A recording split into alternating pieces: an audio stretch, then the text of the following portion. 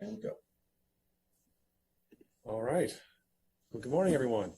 It's Monday, January 31st, and we are gathering here today as the Planning, Housing, Economic Development Committee, and we're going to be taking up matters related to a zoning text amendment, ZTA 2109, which is a proposal by committee member Andrew Friedson to create a biohealth priority campus, streamlining, speed to market strategy. And really grateful to him for taking the lead to draft that and bring it to us and ensure that we can get this done as part of an overall life sciences strategy that's been a huge focus for this committee and for the council in turn. We've got a number of participants. I'm going to make a few comments. I'm sure Councilmember Friedson would like to make a few comments, and then we'll dive into the packet. Nadu, thank you for your terrific work. I was reading the packet and I forgot to read the byline, but thanks for your great work on this. I know you've been working through this for a number of months here.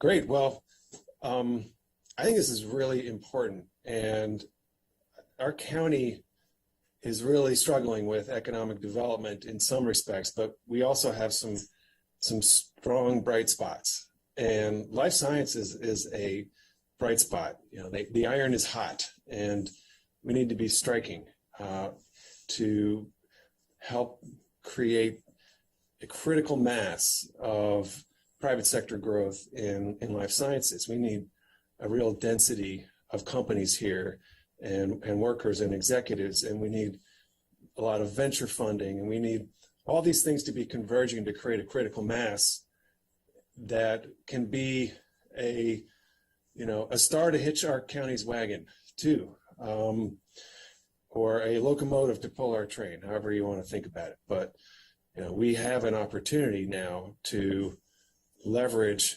a global investment in life sciences and to have that help lead us forward economically.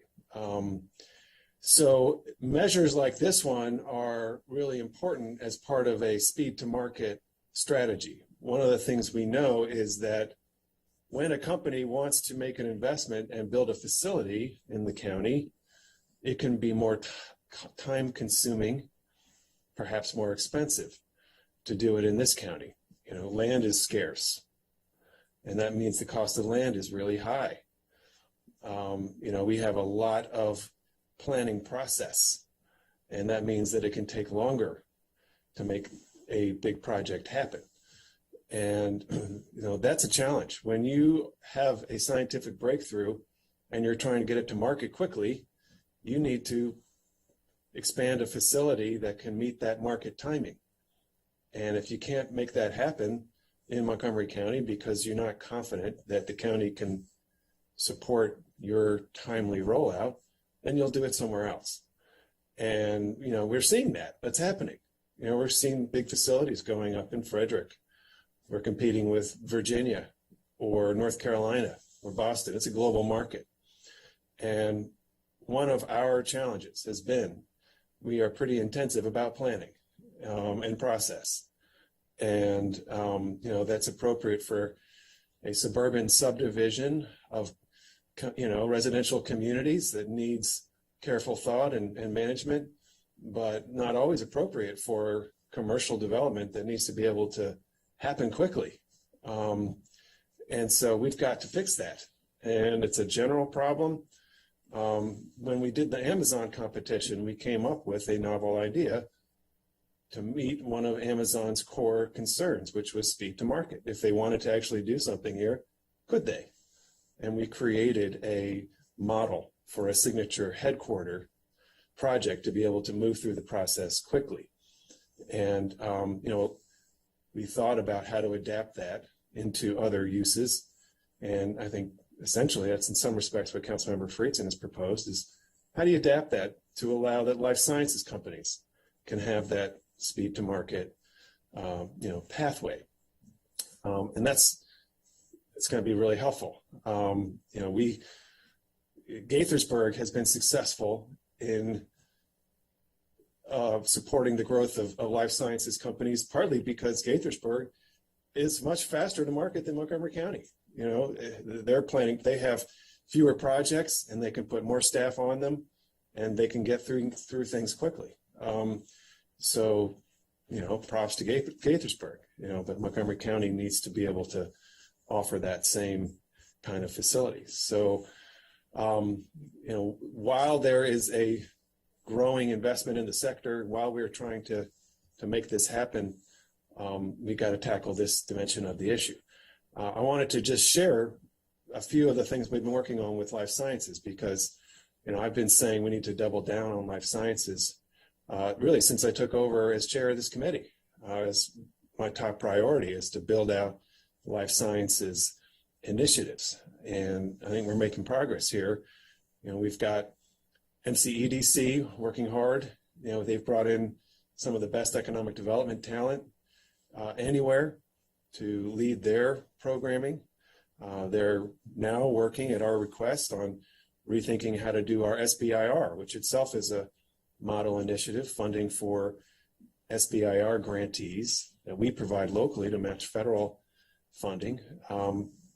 Rethinking how we do that to help earlier stage companies and help them at more critical stages. They're doing that with BHI. We've got a strong BHI partnership now that the committee ensured would be strong and kind of reimagined. BHI is a really novel organization that is an important part of our sector, providing leadership for the whole sector and helping to evangelize this area as a spectacular place to do business. We've got some new initiatives coming forward, like the Pandemic Center that Connected DMV is building out and has space now in Twin Brook. And hopefully, the federal government will devote funding to stopping the next pandemic. Even just a fraction of what we're spending to meet the current pandemic would have huge impact, and we could have that impact happening here. I mentioned the SBIR. We're funding that at almost $500,000 annually, and I hope we're going to increase it in this year's budget. We need to have a reformulation of that program pinned down over the next couple months so that we can invest more in helping those life science startups get rolling here. We have made a big change for the Great Seneca Science Corridor, which is really one of our critical life science hubs in the county. That's where life science companies often really want to be. And we changed the zoning there, which had been very restrictive, had put a moratorium essentially on private projects that wanted to move forward. And so at my request, we drafted a amendment to the master plan, and now we've got another 500,000 or so square feet of capacity that could proceed there while the planning board is looking at the whole plan, and hopefully we'll come up with a revised strategy overall for that area to allow more of that private sector development to happen there.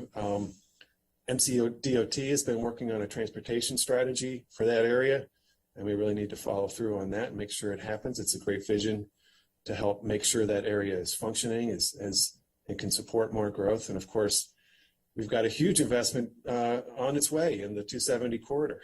The major transportation projects, both transit and 270 and the bridge, are going to be a big improvement for our life sciences industry. People got to get to work. Executives got to know that they can get to a meeting. You got to be able to have that kind of predictable environment. We have exempted biotech projects from the transportation tests in the growth policy so that they can move more quickly through. And on workforce development, we've got MCEDC and WorkSource Montgomery are hiring a life sciences specialist to ensure that we're meeting the needs of companies and that our county residents can get into those pathways. That we're funding groups like the Kid Museum to help kids from all over the county, from all backgrounds, low income, particularly, to envision a future for themselves in our sciences sectors, to envision a career here, and to ensure that those doors are open. We've got biotech boot camps that have rolled out at Montgomery College and the USG, and UMBC has just won federal funding to build a even bigger, better biotech boot camp, and we hope that that will happen at USG.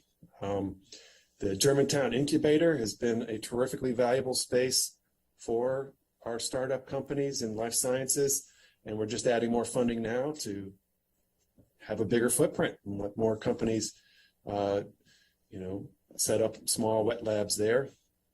We've got the opportunity zones. We address the significant cost of impact taxes in our opportunity zones, and we hope that that's going to be a game changer, especially in White Oak, where we really want to see a life sciences industry cluster emerge around FDA, and we need that development to proceed. We really want it to proceed.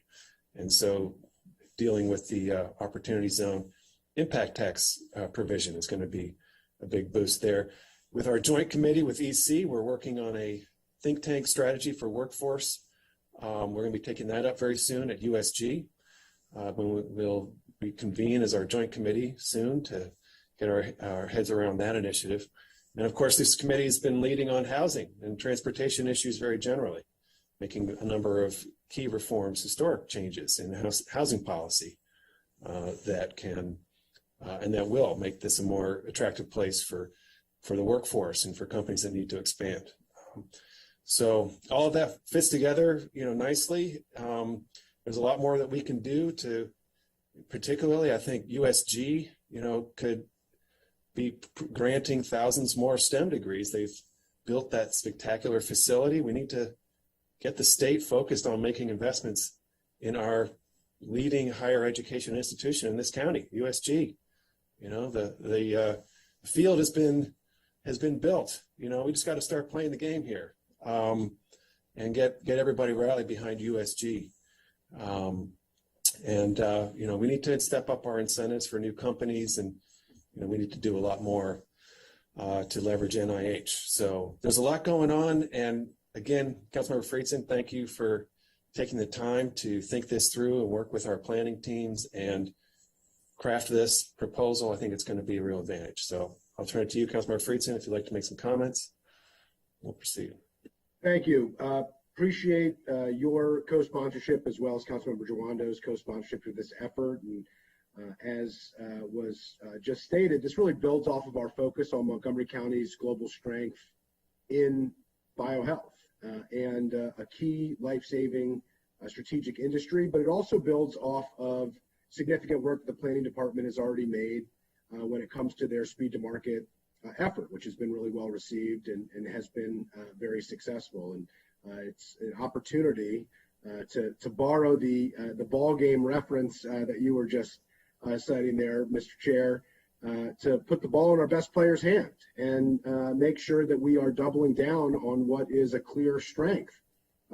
All of our colleagues, not just the colleagues on this committee, but the colleagues on the entire council have signed on to co-sponsor this measure. I think that's indicative and a powerful statement of our county's commitment to growing this life sciences and biotech sector here in Montgomery County, to build off of this significant strength that we have, to go from a top 5 to a top 3 biohealth hub in the country and in the world.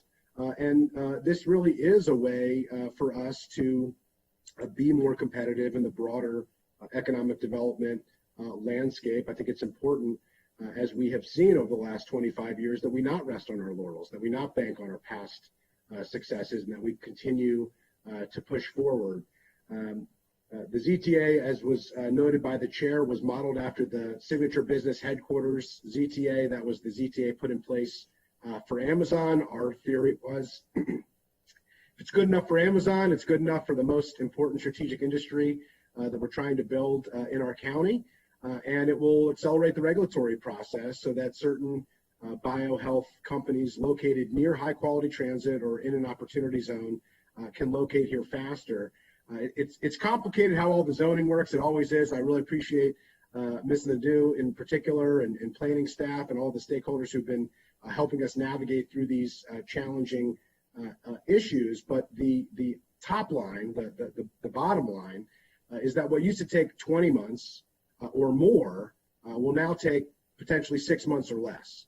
And for companies that bank on timing, that's a game changer. And for a county that is competing against Research Triangle and even regional jurisdictions within our own backyard, being able to bank on the strengths that we have that are unrivaled of any other place on earth and not have the challenges of a longer regulatory review process will be the boost that I think our bio needs in order to take itself to the next level. I think it's important to note that strength doesn't happen by accident. It happens by intentional effort, and this is one of those opportunities for intentionality. And I really do think that this will be a significant tool in the toolkit for our economic development team to go out and market Montgomery County across the world.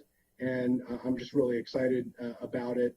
Again, very grateful for all of the incredible work, Ms. Nadeau and the planning team and all the stakeholders. And I'm very much looking forward to walking through some of the substantive issues and move this forward today to full council. Thank you. Terrific. All right. No further comments. Ms. Nadeau, let's go into the packet and please bring our guests forward. All right, good morning. So with us today, we have Casey Anderson, the planning board chair. We have planning staff as well, and then we also have staff from DPS. The way I'm planning to do this, if this is okay with the committee, is I'm going to go through the basic elements of the ZTA, and then there's been several amendments since introduction and even since the packet came out. So I'll just go through each amendment and we can discuss as we go through them. Does that work for the committee? Yep. Okay. So the CTA will create a new use. It'll be called a Biohealth Priority Campus. It's going to be a limited use in the CR and in the EOF zones. The way the Biohealth Priority Campus will be defined is the headquarters or primary place of business of a single commercial or industrial organization, including any ancillary uses. So this will be at least 150,000 square feet of new space being constructed, or 50,000 square feet of new space that's being added to an existing building or group of buildings, so it creates a campus. The business use itself is going to have to meet the definition of a life sciences, research and development, or medical scientific manufacturing and production use, and those are all uses that are already defined in the zoning ordinance. And then lastly, as introduced, the campus will be located in the red policy area, an opportunity zone, or within half mile of a bus rapid transit route. So as noted before, the CTA is modeled after the signature business headquarters section, which was passed in 2018. And some basic elements that it incorporated was the plans can be single or multi-phase, and the application can encompass either all or part of the property where that campus is going to be located. The application requirements are very similar to those of a site plan, and the planning director will have 3 days to review that application for completeness, and then 2 more days if there's any revisions needed. Planning board hearing will occur within 60 days of when the application is accepted, and then requests for extension can be made by the applicant to the planning director. Reviewing agencies will have 15 days to submit comments, and the applicant will then have 20 days to address those comments 20 days before the hearing. And then the planning director can extend that deadline. Then planning director's report and recommendation will be due 10 days before the hearing. I just want to note here that if the agency does not submit any comments within 15 days, then that portion of the application will be deemed approved. Planning board's findings will be similar to a site plan, but the application is going to be exempt from certain requirements if they have a transportation demand management plan. The planning board decision will be due 7 days after the vote, and the planning director must certify the final plans within 30 days of receiving them from the applicant. DPS will not be able to issue permits unless the boards approve the plan and a bond is approved if a bond is necessary.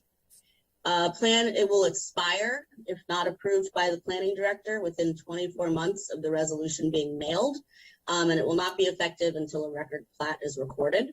The applicant must have an accepted building permit application to DPS within 2 years of the resolution, and that application must show the core as well as the shell of the building, and then the planning board will be allowed to approve extensions of that.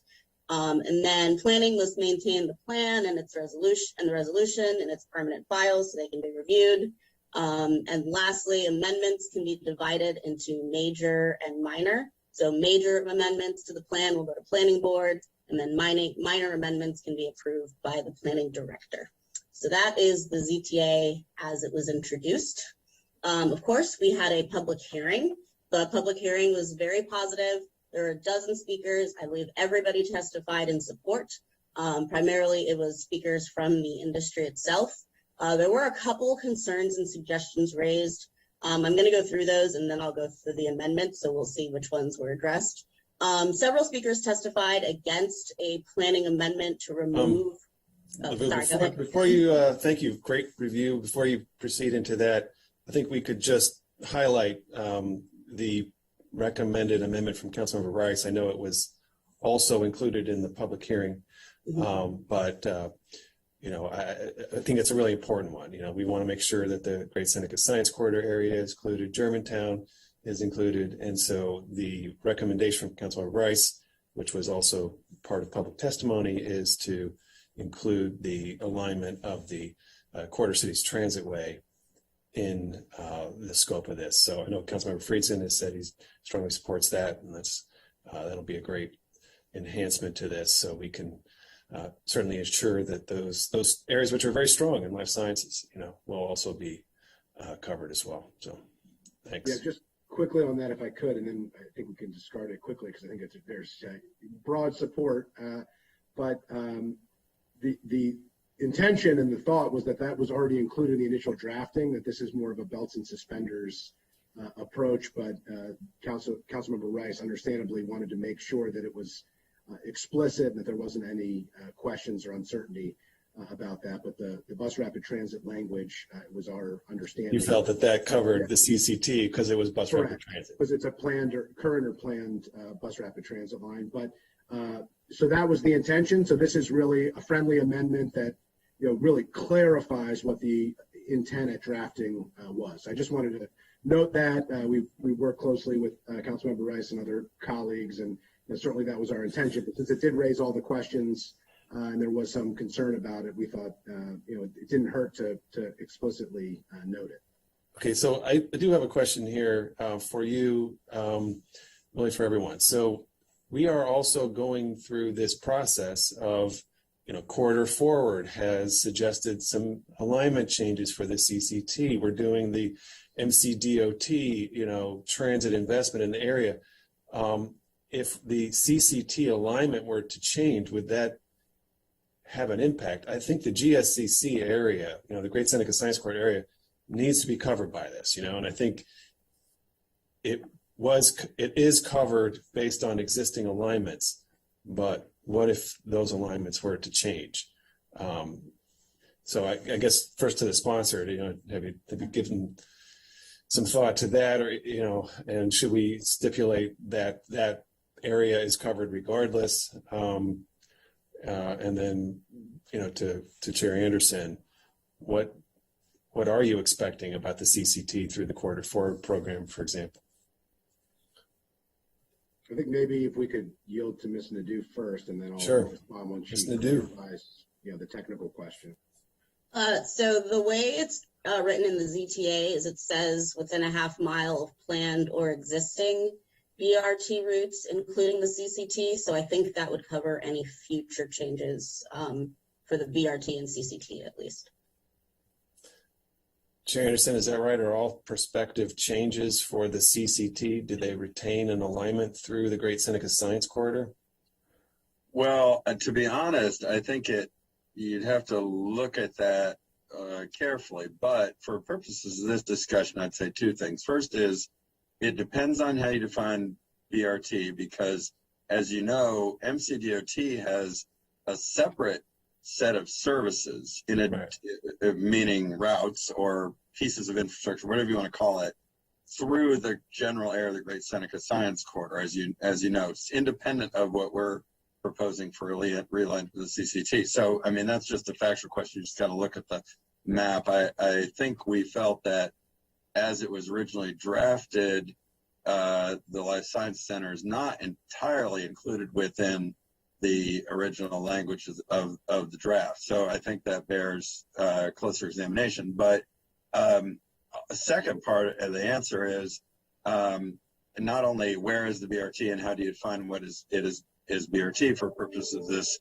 of this bill, but also keep in mind that I think if it's planned at the time the application is submitted, then it gets the benefit of the expedited review. If any new transit is added or transit is taken away, that obviously would change the scope of what properties are eligible to get expedited treatment. But if you came into the planning department today under the language that is half a mile of BRT, that would obviously mean you're eligible, even if the council is thinking about making some future change to the alignment. I hope that's helpful. Yeah, I was going to note something similarly. I mean, I think it's important to recognize that the whole point of this is a dramatically expedited review. And, so if there are changes that are going to be, years down the road, it wouldn't impact necessarily, what is an expedited review most likely. And just like anything else, it's at the time of submission. So, I do think that there's, like always, I mean, there's, potential changes that could be made. The intention here of including transit, focused areas, the red policy areas, the bus rapid transit lines, and the opportunity zones was both to focus on our commitments to transit-oriented development and that focus, to make sure that we were promoting an investment in equitable areas, of the county, which is why we included the opportunity zone specifically, and to make sure that the East County focus, what was there. Viva White Oak, for instance, if you kept to a very strict amount of area abutting that line, you would miss pieces of that,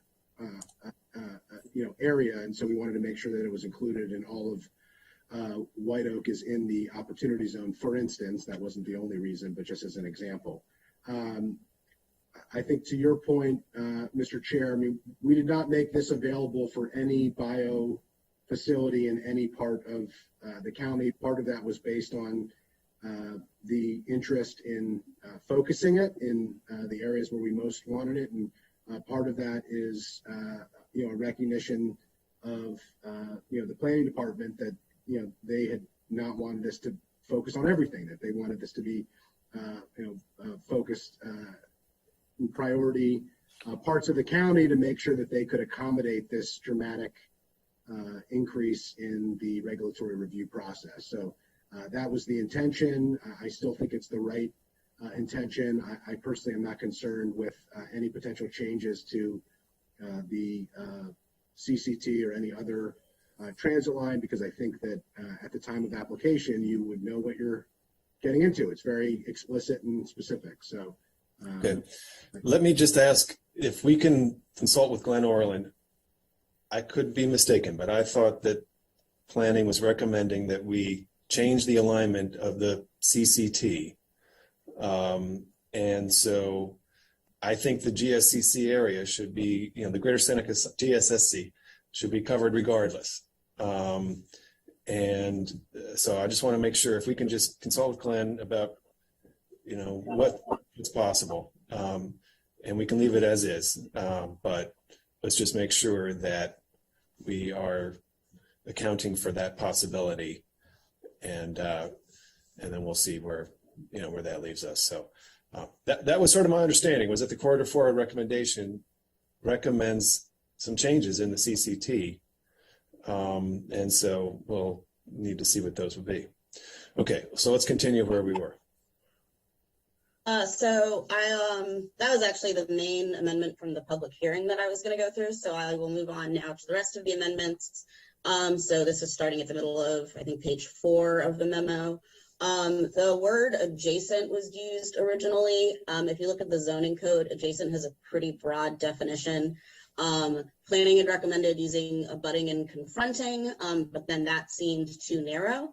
So council staff's recommendation is to say, including contiguous properties separated only by a right-of-way. The reason for this language is, say, a company has a parcel where part of the campus is already in an opportunity zone or in a red policy area, and then there's a road and they want to make a building now on the other side of that road, that should still be allowed to be included as part of the campus. So that's why the words contiguous properties separated only by a public right-of-way rather than adjacent. It's just a bit more specific. That's a staff recommended amendment. Okay, Andrew, is your hand up, or is that from before? Okay. My hand's up. Yeah, I was just gonna say, this is really important. The whole idea here is, the landscape of bio is changing, and we want to be adaptable. Some of it is the suburban campus that already, was the primary focus of the county's, biodynamics, and some of it looks more like United Therapeutics in Silver Spring, and more of an urban setting where you have buildings that might be across a major highway from one another, but create the type of campus environment where there are multiple buildings that may not, be in one parcel of property. And so, I think this is a thoughtful recommendation by council staff to ensure that we were capturing what we had intended with the campus, and allowing it to be flexible enough to work in urban as well as more suburban settings, but address the planning concern about the language that was used. So, just wanted to share with colleagues that I'm supportive of this. Great. So without objection. All right. Without objection. So the next amendment is pretty minor. This is another one from planning. It just clarifies that development should proceed under the standards of both the underlying zone and the overlay zone. So the amendment is adding overlay zones in there as well. Right. Next is clarifying that residential FAR may be reallocated to commercial and not the other way around. So you're getting commercial, not residential. And then also clarifying that the building height shouldn't exceed the mapped height in the area. And then lastly, that the limitation on roof structures and mechanical penthouses is to 50% of the roof area per building, not 50% of the roof area of all buildings. Okay. I have my hand up for that one. Okay. Oh, I see your hand. Yep. So understand the primary intent of this, and again, happy to be a co-sponsor. I think this is one of the many ways we can help. I always love basketball analogies, or give the ball to our best player. I'll use another one. The best players also get everyone on the team involved too. So we got it. That's a big point as well. But on this one, say we did have, I don't know if this exists, but say a big company came in and had a housing component where they wanted their workforce to be able to have housing that was near them, or they wanted to build a project that including housing. Like theoretically, why would we prohibit that? And which is what this would seem to do, or does it? I guess it's a question and two questions. So it's not. Oh, sorry. Go ahead, Mr. Anderson. I was saying, it doesn't prohibit a residential component of a project that's otherwise allowed by the zoning. It just prohibits shifting commercial FAR to residential. In most of the zones where CR zone we're talking about, usually you're going to have some residential component that's available, and it still will be available. All the ZTA is doing is saying, if you want more commercial, you can take it out of the residential part of the zoning capacity. Right. So all right. So, but not, and you can use whatever's allowed under that residential capacity under the CR zone, but you can't take residential and you can't just do the other way. Okay. All right, that was just my question there, so I think I'm fine with that. Thank you. Okay, great. Keep going. So the next one is an application requirement. So in addition to a site map, a vicinity map will also be required as part of the application. So a vicinity map just helps you see where, well, it's a map, so it shows you where the plan is, where the campus is going to be located. Okay. And then next are some planning recommended amendments for additional requirements for submitted drawings. So specifically height and massing for on-site and off-site buildings. So council staff has a few tweaks to the language that planning proposed here, because getting the exact height and massing for off-site buildings that the applicant may not own could be difficult. So instead, council staff recommends requiring, still having the use and the ground floor layout, footprints, massing, height, all of that for the on-site buildings, but for the off-site buildings, that it's just an approximate footprint and height, since just to make the information easier to obtain. And then specifying that requirement for the off-site buildings is for abutting and confronting off-site buildings. So sort of limit it. So you don't have to put every building in the neighborhood, just the ones right next to your campus. All right. Any comments there? Okay. Well, I guess we'll just keep taking these without objection and, yeah. So this next one, so planning recommended that the hearing date be after 60 days instead of within 60 days. Council staff's concern is the way that reads is it sounds like they have 60 plus days and there's no end limit, which I know is not planning's intention. And the reason for this is twofold. If the 60th day falls on a holiday or when planning board's in recess, then now planning loses time. And then so the recommended language that council staff had is if the next regularly scheduled date is after that 60-day period due to a holiday or recess, you can use the next date instead of having to go back a week. And then one additional tweak that I apologize, this was not in the memo because it came up after, was if the 60th day fell on a Wednesday, so planning board hearings are Thursdays. So if the 60th day fell on a Wednesday, the hearing would have to be the Thursday before. So now planning loses a week. So council staff recommends saying 60 to 65 days. So that way planning has a little bit of a buffer. So they're not, rushing that report an additional week, given how short the 60-day timeline is. So that's the recommendation there. Okay. Seems sensible. And then I believe actually Councilmember Jawando has a proposed amendment here to change the review time as well. So I will actually give the floor to him. Thank you. Yes, thank you, Ms. Nadeau. I guess this is a good place to jump in. So as I said at the beginning, I'm very supportive of the proposal. That's why I co-sponsored it. But I do think as we have addressed this, we're in a situation where inequity is the status quo. And so if we're trying to counter that, which I think this council has done quite a bit and tried to put things in place and change the systems and structures to make sure that we have a more equitable quality of life, economic opportunity, land use, go down the list, health and wellness. One of the things that was raised in the racial equity and social justice statement was that this will disproportionately benefit the CTA, disproportionately benefit white residents, white employees and communities because the industry that's the makeup of the industry. And some of those issues are policy issues that we cannot address in a ZTA, and that we should address as far as more workforce development programs, more career pathways into the industry, and some of the things that I think are related to the comments you made at the beginning, Mr. Chair, as far as this is an industry of great growth, great promise and opportunity, and also for not only us as a community, but for the world and the kind of things that are being discovered and worked on in these companies. I think we're going to cure AIDS or cancer or something like that's going to come out of Montgomery County.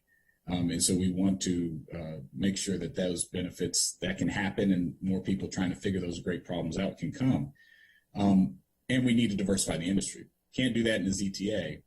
And I do want to work with colleagues to try to continue to strengthen our workforce and our education system and our higher ed system to create more pathways and work with employers to do that. But I do think there's something we can do in this ZTA to recognize the inequity that we're in. We live in this house, we had like the first Black engineer at NASA in like the 70s, right? So obviously this industry is not going to be, because we were systematically excluded from getting the types of degrees and working in the industries that have led to the great life science boom that we're experiencing now. So many history lesson, we all know how we got here, but we're here. And we have a commitment to lessening those impacts and to actually moving in the other direction. So one of the things I think we can do here, which is building upon a recognition by the sponsor, which I really appreciate, by Councilman Friedson, to include opportunity zones, recognizing the historic inequities in certain communities. And one of the things we've all talked about, whether it's Viva White Oak or other areas, particularly in the eastern part of the county, that land use decisions were made, another institutional tool, to not allow jobs and certain types of housing and the like in certain communities. And so I think that is the role of a ZTA, right, of a zoning change, to be in that field. So what I was suggesting and would like to raise is that we could make the expedited review that's proposed in the ZTA, that again, I'm very supportive of as a co-sponsor, to be limited to the opportunity zones, the 60-day review, and the shot clock, and then have a slightly expedited, but not as expedited, for the other areas. So to make it 90 days, so still less than the current, but you'd be providing the real incentive. If you wanted the full incentive, you would locate in an opportunity zone. And I discussed this with our attorneys in the racial equity at OLO, and it's an idea I think that would recognize our commitment to racial equity, but also not undercut the intent to speed this up for everybody, but really speed it up in the areas that we know have been historically disinvested in. So the proposal would be to put it at 60 days for the opportunity zones and then 90 days for the other areas. So that's my proposal at this juncture. Okay. And I know it's a new idea. And my apologies for This is the new idea I think I've seen on a major issue. This is the first time hearing about it. So okay. Councilmember Friedson, any comment here?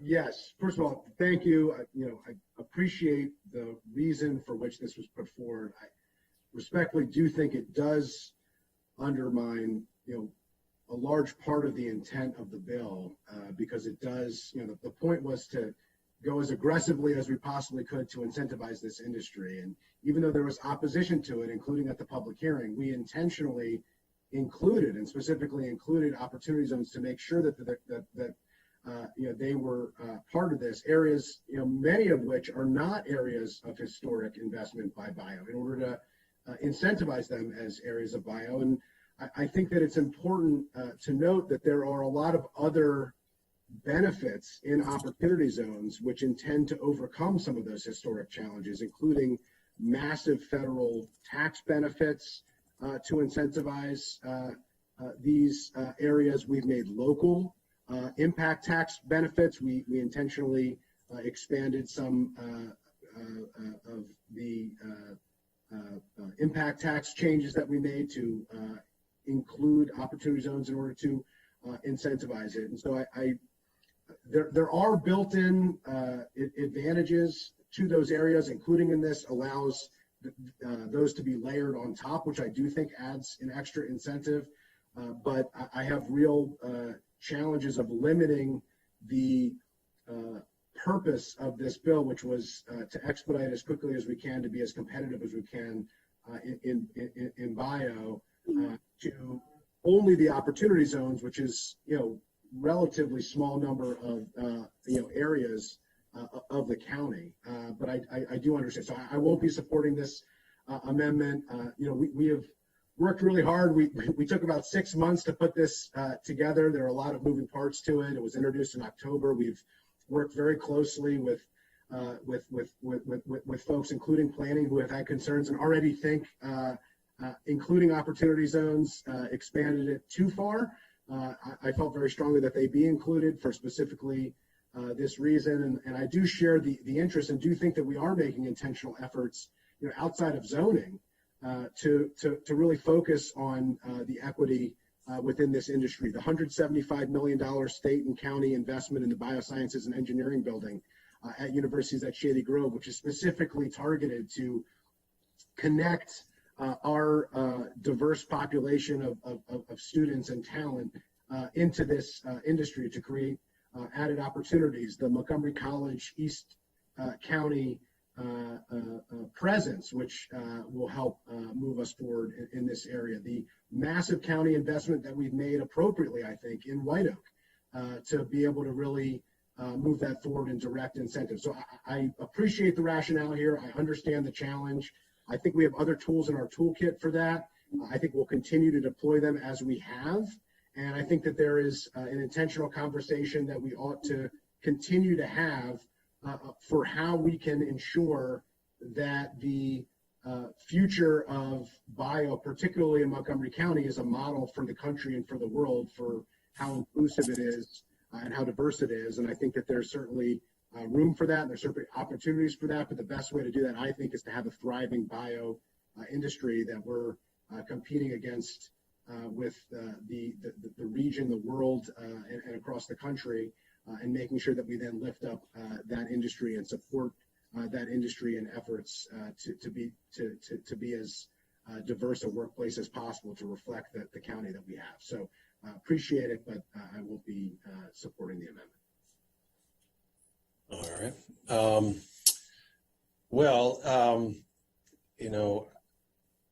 What we want to do here is make the county competitive, the whole county. I think that's our goal. And we need to sort of recognize that, the industry wants to be a little bit more in certain locations where the industry already is. And, the way we're going to more successfully lure companies to be outside of those more agglomerated areas, I think it's important to make that effort. I think when we look at economic development incentives, we ought to say, we want you in the county. And not only that, but if you're willing to take a little bit more of a chance on a particular area of the county that hasn't been part of the traditional locational preferences, we're willing to do more. And so philosophically, I think that's something we need to be willing to do. But I think what we're trying to do here is just get to a baseline of competitiveness. And this isn't really an incentive. I see it as a basic. We want the whole industry to be able to grow here. And if we're successful in doing that, then we're going to create a lot of jobs, and that's going to help a lot of families. And then we can get a lot of, we can leverage that for all of our goals. I appreciate where it's coming from. The council member, perhaps we'll bring it up to full council and continue to revise it. But I think that the goal here ought to just be let's get an incentive in place, not an incentive, but a competitive standard in place. And then let's think about what incentives might be necessary to break the mold a little bit. So that's my general view here. I appreciate it. If I could just, if you Sure. indulge me for a short rebuttal, and then we can move on. I understand where the committee is. I just think including opportunity zones in here is just making it, not more inequitable, right? So like by including them, we're saying, okay, we actually want to have more, allow you to be in the game, right? Because if you didn't include them, people would just build where they were building. I mean, so it would just lock in inequity. It would actually exacerbate inequity even more, I think. And so that's a good first step to say, hey, you should be in the game. But it is an incentive because, my conversations with the biohealth folks is, this is going to save money and time. Time is money, and it will create savings. And it's also a competitiveness thing. So there are dollars and cents here. And it's hard because these inequitable patterns have been locked in for such a long time. And what would seem innocuous is not. And this will perpetuate, in some ways, continued inequity as far as where people locate and where jobs are located. And we should do all those other things as well. But I think this is a tool we can use in here that recognizes the intent of the bill, which I support. It still would be lowering the timeline for everyone, right? Still going from 90 to 60 days for everyone. And we're already a top 5 life sciences. I've been touring all these businesses over the last year. We have a lot going on. You all know that. We're doing well. We should double down and do even better. This would lower it for everybody, but recognize the historical disadvantage in certain communities that are disproportionately communities of color, lowering it even more for them to incentivize action. Then that alone will not do that, but I don't think it harms the goal of the overall bill. So I think, I understand, where colleagues are, but, we have to every time be intentional in every policy because these things are so baked in. We have to try to address it in a deeper way. And this is a way I think in the land use context to do it. So, all right, well, I'll bring it up again at full council. I appreciate the discussion here and look forward to moving forward with the rest of the bill. Thank you. Great. Appreciate that again. I just our community needs jobs. We need jobs really desperately. We have fewer private sector jobs today than we had 10 years ago. That is a real challenge. And so we're trying to throw everything we got at the problem. And one of the problems is of our own making, which is when this county has to stack up against Virginia, Frederick, or even the city of Gaithersburg, although we're delighted when projects go there, North Carolina, Boston.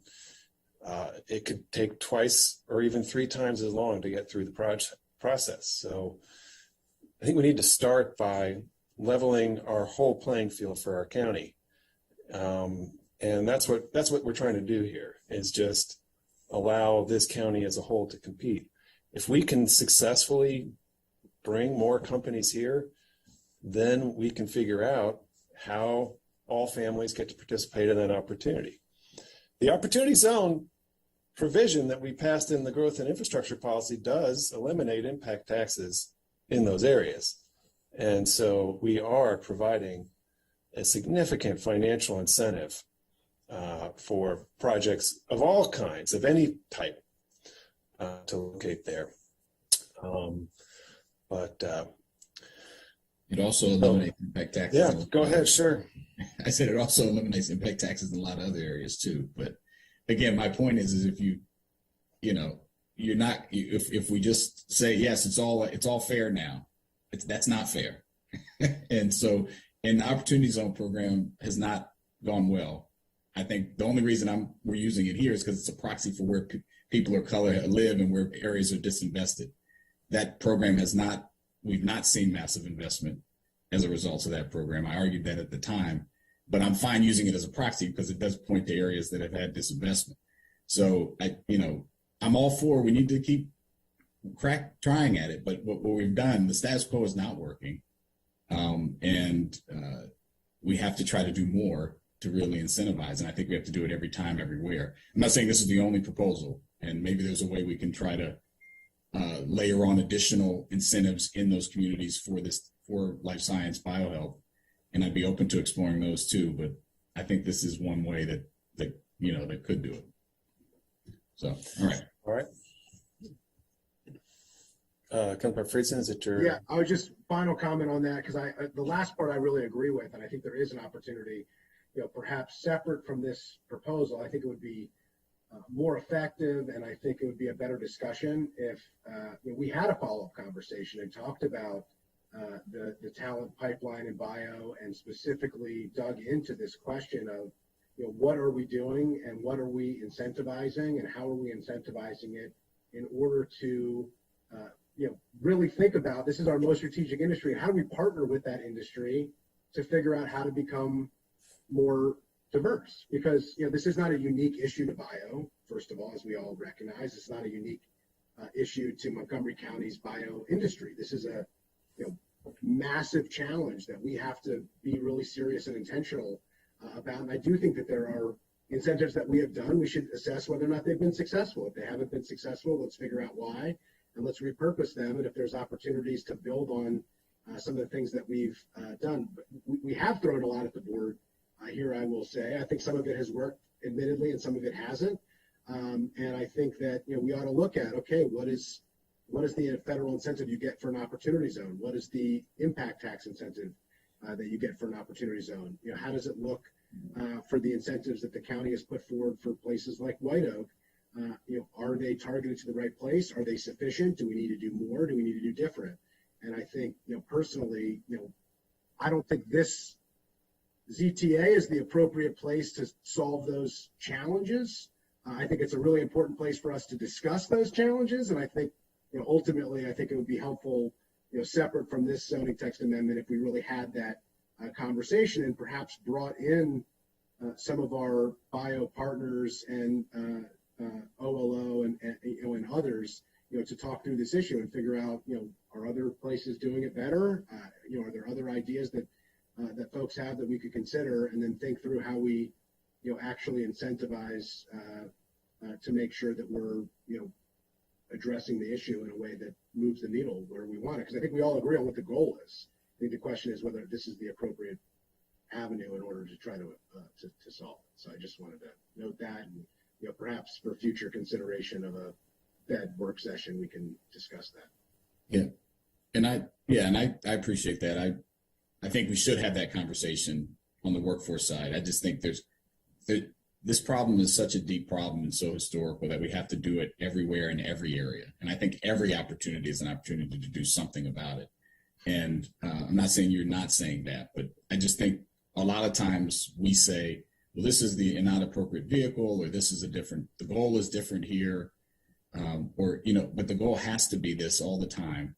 And we have to try to do things differently to get it there. And, this is there's no one policy, there's no silver bullet that's going to address this problem, which is why we have to do many, many things in many places.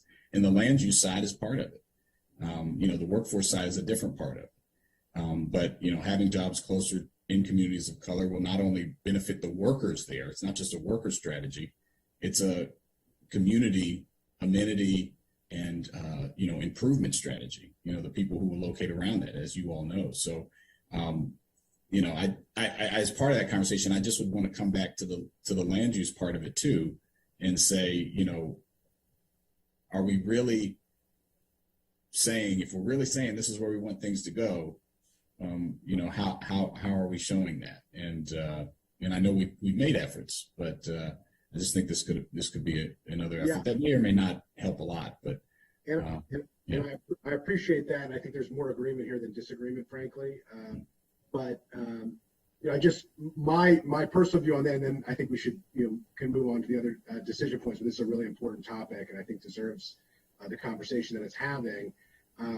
We're not really talking about land use in this particular case. We're talking about regulatory review, and I am a little bit, and I do think we should talk about land use in terms of density and FAR and allowances and and incentives like impact taxes and direct incentives like the dollar for dollar matches in White Oak, for instance. I'm a little uncomfortable with the idea that if we can do this in 60 days, not doing it in 60 days, that is part of the challenge as well. I mean, I totally understand where you're coming from, but there is a little bit of a from the government side, we should be partnering. We should be, Yeah, I working get as hard as we can and saying, well, we're going to withhold for 30 extra days because you're not in the right place where we want investment. That's a different message than saying there are historical inequities here. We're going to incentivize you. We're going to give you some benefit, positive benefit, to do it. I understand that was your intention, is to give the positive benefit. I think we share that intention. I think it's a challenge to say, with the regulatory review process. I think, in this case, we're speeding up the regulatory review process, just to allow things to move faster. And I understand that has real life consequences, and there might be practical and financial dynamics that come with that. But I think, from my perspective at least, using the county's regulatory review, as a stick as opposed to a carrot, makes me a little uncomfortable. So I think and part of this is being uncomfortable, and I get that, but I think that I think the better tools to me wouldn't be regulatory review. It would be actual zoning and land use. And I think that there's a robust conversation that we haven't really had, that we could have, and I'd like to have, about the zoning specifically, which I think, could be really, interesting and perhaps a critical conversation, of what we can do to further, narrow the gap that clearly exists and that we have to be intentional about addressing. Yeah, no, I agree. And this is final point, Mr. Chair. Thank you for indulging us. I agree with you there. This would be, I think we have to use all the tools, and it's okay to disagree on which tools are right, because this incentive is to try to make it quick to market, which saves people money, makes us more competitive for people to come here. Those are the reasons for this, which is why I support it. Again, we would still be doing that by 30 days. And, the other thing is, this would just be an extra 30 days for areas that we want to provide it. But the other point I was sensitive to in the testimony, it was planning's point about, capacity. Now, obviously, there's other ways to address that. Potentially, we have to give them more money for staff or that kind of thing. But, trying to balance the not a stick approach, because all this is carrots, because it's going down for everybody no matter what. The question is, does it go down a little more for certain areas, and does that help balance out the capacity issues? Was another thing that, not a primary goal, but it was something I thought might be a secondary benefit to planning's staff capacity. But anyway, I get the point. Totally in to come back on the larger zoning. I think we need to talk about that too. But I think this was hopefully a good point to address some of the concerns in the racial equity statement. And we've had the discussion, so I appreciate it. All right. I'll just make the last comment as the chair, although if another council member wants to speak. Again, I think what we want here is the broadest possible application of this tool, so that we can market the whole county and say, if you want to come to this county, there is a very direct path for you to get through the process in a very expeditious manner. And that will match where you want to be, because you have all kinds of choices. You can be in any side of the county. You can be under any or next to practically any kind of transportation that you want. And we got it all here. We want to be able to market that to prospective headquarters, because we need to be able to offer the most options. And that's what the goal is, to say, here's basically the broadest application of this tool without literally just being everywhere. It's a broad application. It includes areas that historically have not been included by applying it to opportunity zones. And we should also say, and if you want to come to a place where, it hasn't been as much part of the growth model, we'll do more. I think that is personally, that's the way I think about it. But if we only allow the tool to be used in a few places, then it's hard to market the county. We're not saying this is a Montgomery County feature that every option you want, really, we can offer you. It's, hey, we've got a program. It's in a relatively select number of places. Maybe they work for you, but we also know that traditionally they actually don't work for you, because that's not where the industry has been. It's a very different approach.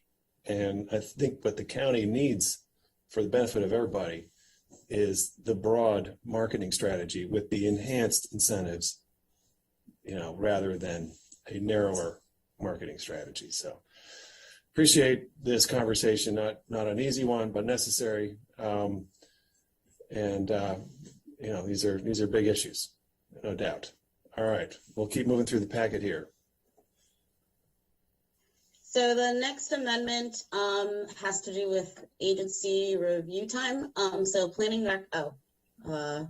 sorry, I lost my place. Could I just ask Ms. Nadeau, could I just ask the committee if you could, because it's an important discussion, I think some of it should be captured for the full council so they can know we had it, even though we didn't vote on the amendment. If that would, I'd appreciate that. Sure. We'll summarize this for the council's deliberation. Thank you. So this amendment is for the applicant to submit revised drawings addressing the agency's comments 25 days before the hearing. The way it was originally drafted was 20 days. Pushing it to 25 will just give planning staff more time to review the applicant's revised drawings that are based on those agency comments. All right. No issues there?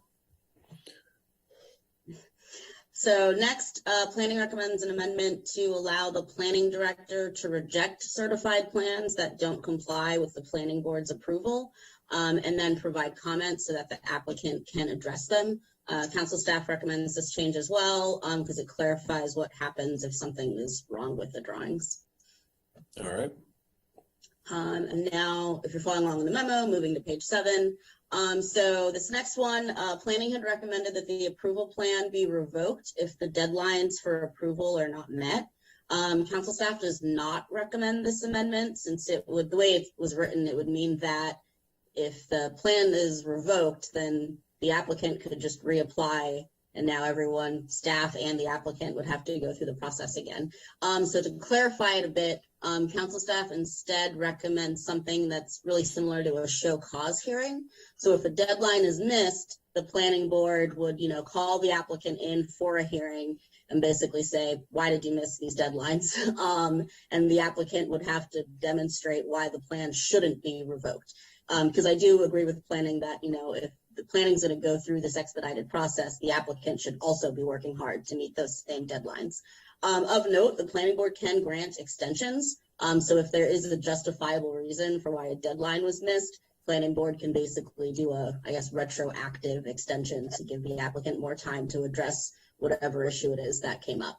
I believe Councilmember Friedson has an additional amendment here regarding extensions.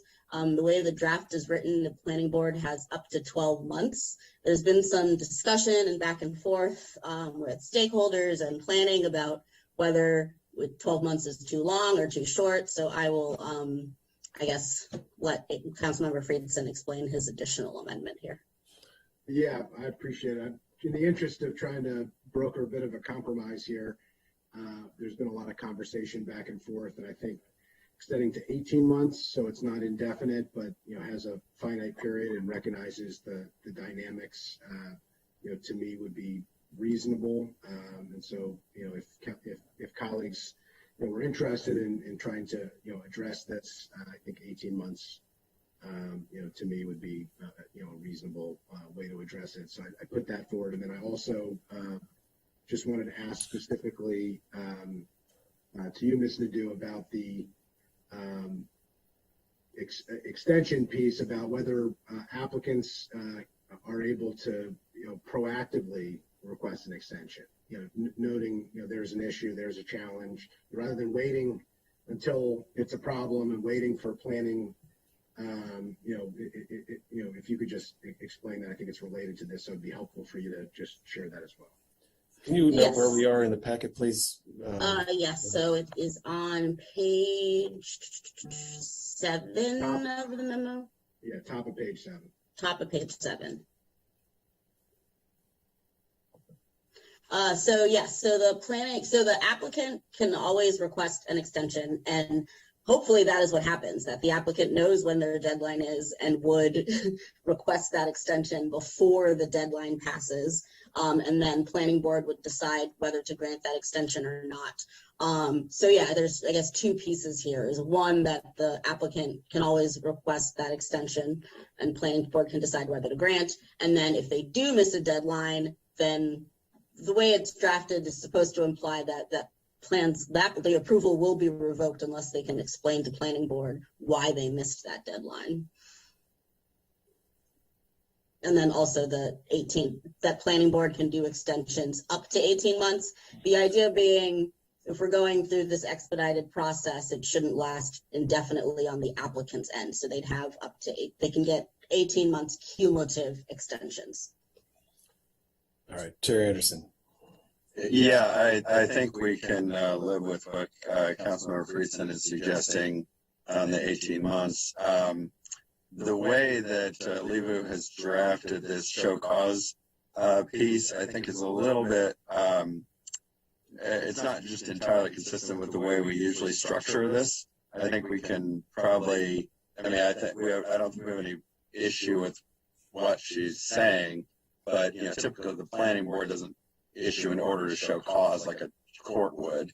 Rather, the applicant comes and says, can I please have an extension? And then we consider that. So I would just suggest that the burden is, if you want to do this, you just sort of structure it so the applicant says, hey, we can't meet this deadline, will you please extend it? And then that is put on the board's agenda, rather than the board is going to go chase this person down or send them a certified letter saying you got to come to the planning board.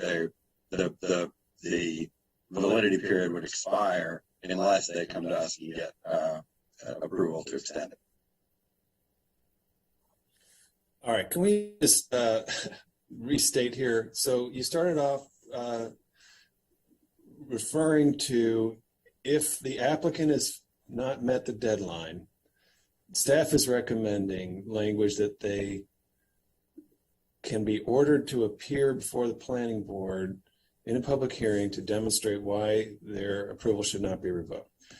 Councilmember Friedson is proposing an additional amendment related to that, if I understand it correctly, that would allow them to apply for an extension of up to 18 months. Yeah, and where is that? Yeah, essentially, yes. The question is whether there should be extensions allowed indefinitely, whether they should be limited, and then if they're limited, where is the 12 months cumulatively or 18 months? And originally it was a 12-month or indefinite, and I had suggested. Okay, is the indefinite in the ZTA already, or is somebody? I don't see indefinite. Well, So the ZTA had 12 months. In the ZTA, it was up to 12 months, and there was a concern over whether that's long enough in case it's an R&D setback or an economic crash, something like that. So the ZTA had 12 months, and Councilmember Friedson is suggesting 18 months. And planning, your view is you can live with that, but you got your hand up, Casey, or? Yeah, I was just gonna say, we're not pushing back on that. We, in the spirit of compromise, as Councilmember Friedson has said, but we think that if the idea here is that these are applications that are urgent to move forward, really you shouldn't be hanging around for long periods of time, not moving things forward, but because we dropped everything to try to accommodate the application. But the other point I was trying to make is that the way that Levu has drafted this show cause part is a little bit inconsistent with our process. Typically, we're typically saying, if an applicant is going to miss a deadline, they need to come to us and ask for an extension or extend the validity period, as the case may be. Not we go send you a notice that says you got to come to us. So it's just. Do you have language there that you would recommend that's a little different, or are you just noting that for the? Well, what I'm suggesting is we just say. By the way, Casey, do you have like a second device on? I'm getting an echo. I don't know if everybody else is, but do you have a second laptop open or something? No. All right. Sorry, I don't know what could be causing that. It's all right. I think that simply to say that if the applicant doesn't get an approved extension by the deadline, by the end of the deadline, then they're out of luck. They need to take responsibility for asking for an extension, which is not really in substance different than what Lebu has suggested. It's just that we don't operate like a court does, where we go send people orders to do things. They come to us and ask us for permission to do things. It's a little bit just different in the nature of the way we operate. Lebu? So I can draft language that would say that the plan is revoked if they miss the deadline, and then the applicant can request an extension to say why the plan should not be revoked. I think that would have the same intent, but not put the onus on the planning board to call the applicant in. Right. And in that language, you could say which cannot exceed 18 months. Yes. Just in one. So if it indulges colleagues, I think that is what I would be supportive of. That makes sense. It is a fair point here that these projects are not supposed to keep, extending and extending. And historically, when we create these expirations, then something happens and then everybody comes back in and then we keep extending them. And so to, your point, Casey, that we're going to be dropping everything to do these. We don't want to see this, but if that's what starts to happen, we'll just have to address that, I think. And that was the intent. I mean, just to be clear, that was the intent here. So if there's a pandemic, if there is a Great Recession, if there's a research issue, because these are companies that are basing everything off of very sensitive research, and all of their investment is based on an approval. There could be a federal regulatory review that gets delayed for whatever reason, and trying to find that reasonable place. There was a push to make it indefinite, which seemed inappropriate. There's a push to say is 12 months enough, and so that's why 18 months was has been agreed upon, and planning groups I think is reasonable. So I think this addresses everybody's concerns, and I think the language as suggested by Ms. Nadeau certainly makes sense to reflect the planning board chair's concerns. All right, great. I think we have consensus here. Okay. So the next proposed amendment, also put forth by planning, is to adjust what a minor amendment is. So the change is that a minor amendment will be to increase density by 10% or 15,000 square feet. Originally it said 25%, which council staff agrees with planning was a bit high for a minor amendment.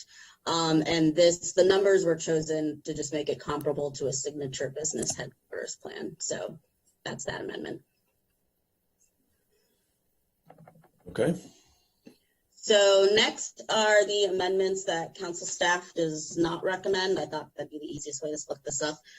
So first was something that came up at the public hearing. A couple. I'm sorry, Ms. Nadeau. Sorry. Go ahead. Could you please back up for a second? I just wanted to hear the rationale for the density amendment. What was? I don't have strong feelings. I just want to understand. Maybe it's planning. Mr. Friedson, but I also want to hear from planning too. Yeah, just quickly. I mean, as it was originally drafted, it was larger than the change. This is not about what you're allowed to do. This is about what you are going to do under what you're allowed to do. And if you make changes, at various points of the process, what constitutes a minor change versus a major change, which changes the process you have to go through. Can the planning director, herself approve it or reject it, or does it have to go to the planning board, which is obviously a more, formal process? And the intention has always been to line this up as closely as we can with the Amazon signature business ETA. In this case, it was not aligned. It was a little bit greater than that. We're just bringing it to so we're bringing it down to what the Amazon was, because that was noted by planning, and they were right. And so there's just to, does that make sense? This is really a technical in the drafting. We didn't align it to the signature, and we're just lining it back up, and it's actually going down, not up. That makes sense. Thank you. All right. So one thing that was testified to was whether a campus should be limited to a single or multiple users. At this time, council staff's recommendation is to visit this at a later date, only because allowing multiple users in one campus would be a pretty big change, especially given planning's concern about whether they'll have the resources for this. So that was one of the amendments that council staff did not recommend. That didn't come up from planning or a council member. That was just something that came up during the public hearing. So I wanted to make sure to address it. Okay, what does that mean again? So, I mean, a signature headquarter, what counts as a second user? I mean, So if you had like 3 companies sharing one campus. we wouldn't want to prohibit a company from, I don't know, maybe I'm overthinking it, but if a company had spin-off companies that it was aligned with, or, multiple, it was a whole, it had multiple companies, or, part of its, I don't want to say its umbrella, but anyway, we wouldn't want to prohibit that, but I don't know that would be triggered here. It's not intended to prohibit it. The question, it's an important question, but the question is to get to 150,000 square feet, for instance, as a signature business headquarters, right? This is, we use thresholds in order to try to focus on the signature, attraction and, retention expansion piece of this. The question is whether you could have one building, or multiple building, as part of one plan, with 3 different companies that come in and open up their headquarters here, like not an incubator per se, but kind of a campus of multiple, and whether that should be allowed. Just to give an example, like the Intelsat property is a huge property, and there's a question of whether they could, recruit 5 companies, biohealth companies in this, and whether or not it would be included in something like this. It makes it more complicated than attracting an individual company for an individual project, and so that is the question of what is being discussed, of whether you'd have multiple users, meaning 3 different companies, for instance, to equal the amount. If the companies are big enough independently to qualify, then it wouldn't be an issue, because each company, each user would qualify. Now, those would have to be 3 huge projects, or one massive project with 3, pieces to it. But that's the question that is being raised here. Okay. I mean, I don't know. Again, I don't want to overthink this, but if we had a developer who had a headquarters, but had a development they wanted to do that was bigger than just that one company's headquarters. They want to do a 150,000 square foot project, and they have an anchor tenant that will take 100,000 square feet. Are they allowed to use this? This is modeled after the Amazon piece, and so it does not include spec development. This is an end user.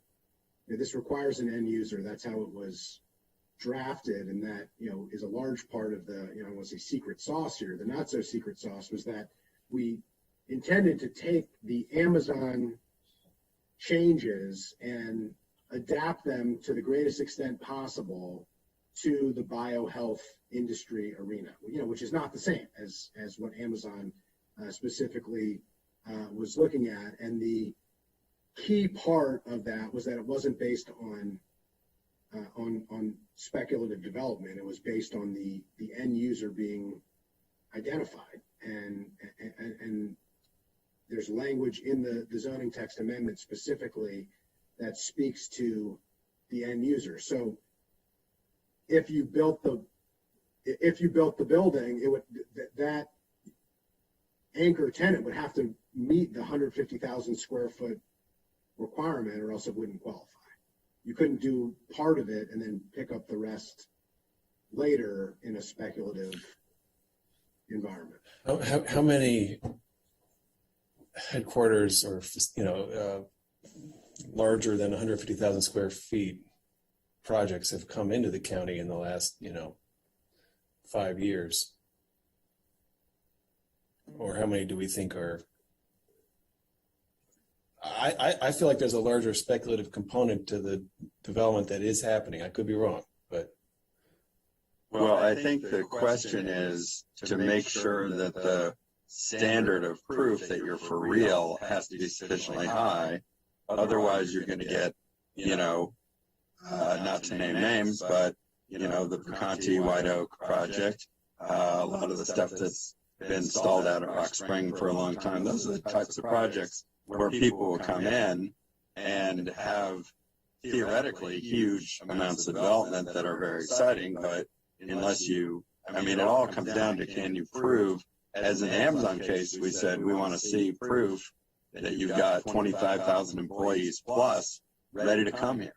So it really turns on whether or not you're establishing a sufficiently high threshold of evidence that the project is for real, whether it's one tenant or multiple tenants. But I think what we can't do is be in the business of, hey, you've got one tenant who's going to take 75,000 square feet of space and trust us the rest will come. That'll be a problem. So it just depends on whether or not we can establish that it's a bona fide, set of tenants that are on the hook. And I think that gets a little bit complicated. Yeah, I guess 150,000 square feet. That's one large building typically, right? That's like what is that in your experience, Casey? Well, just to give you some perspective, probably as an apartment building, that'd be maybe 150, 175 units, something like that. Just to give you. Is your new building in Wheaton, is that about 150,000 or so? The space that we're taking, I think, is less than half that. So, we've got like 4 or 5 floors. I think I just looked it up the other day. I think we have something like 75,000 feet of space, but maybe Gwen or somebody can correct me. You're catching me off guard on that one. That's okay. I don't mean to catch you off guard, but Gwen, how much is 150,000? So most of the individual biotech buildings that we've been processing in about 90 days have been 50,000 square feet. 50 to 60,000 square feet is a typical building. So we've been reviewing and processing quite a few of those in the Great Seneca Science Corridor already.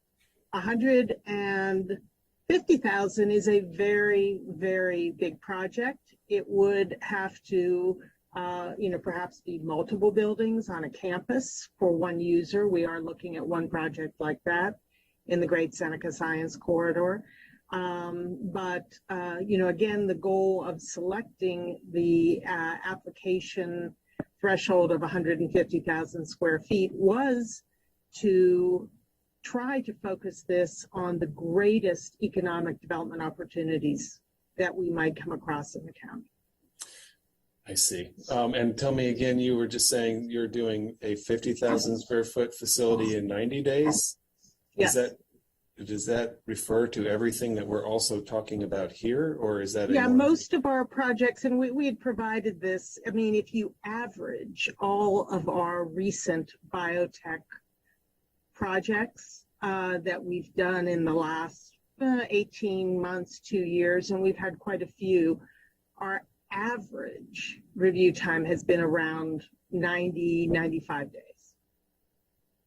But that's just for your piece. That's not end to end.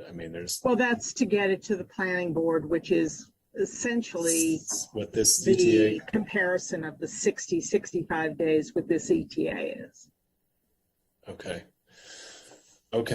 That's helpful to hear. All right. Well, so I guess I'm understanding better here that this ETA is about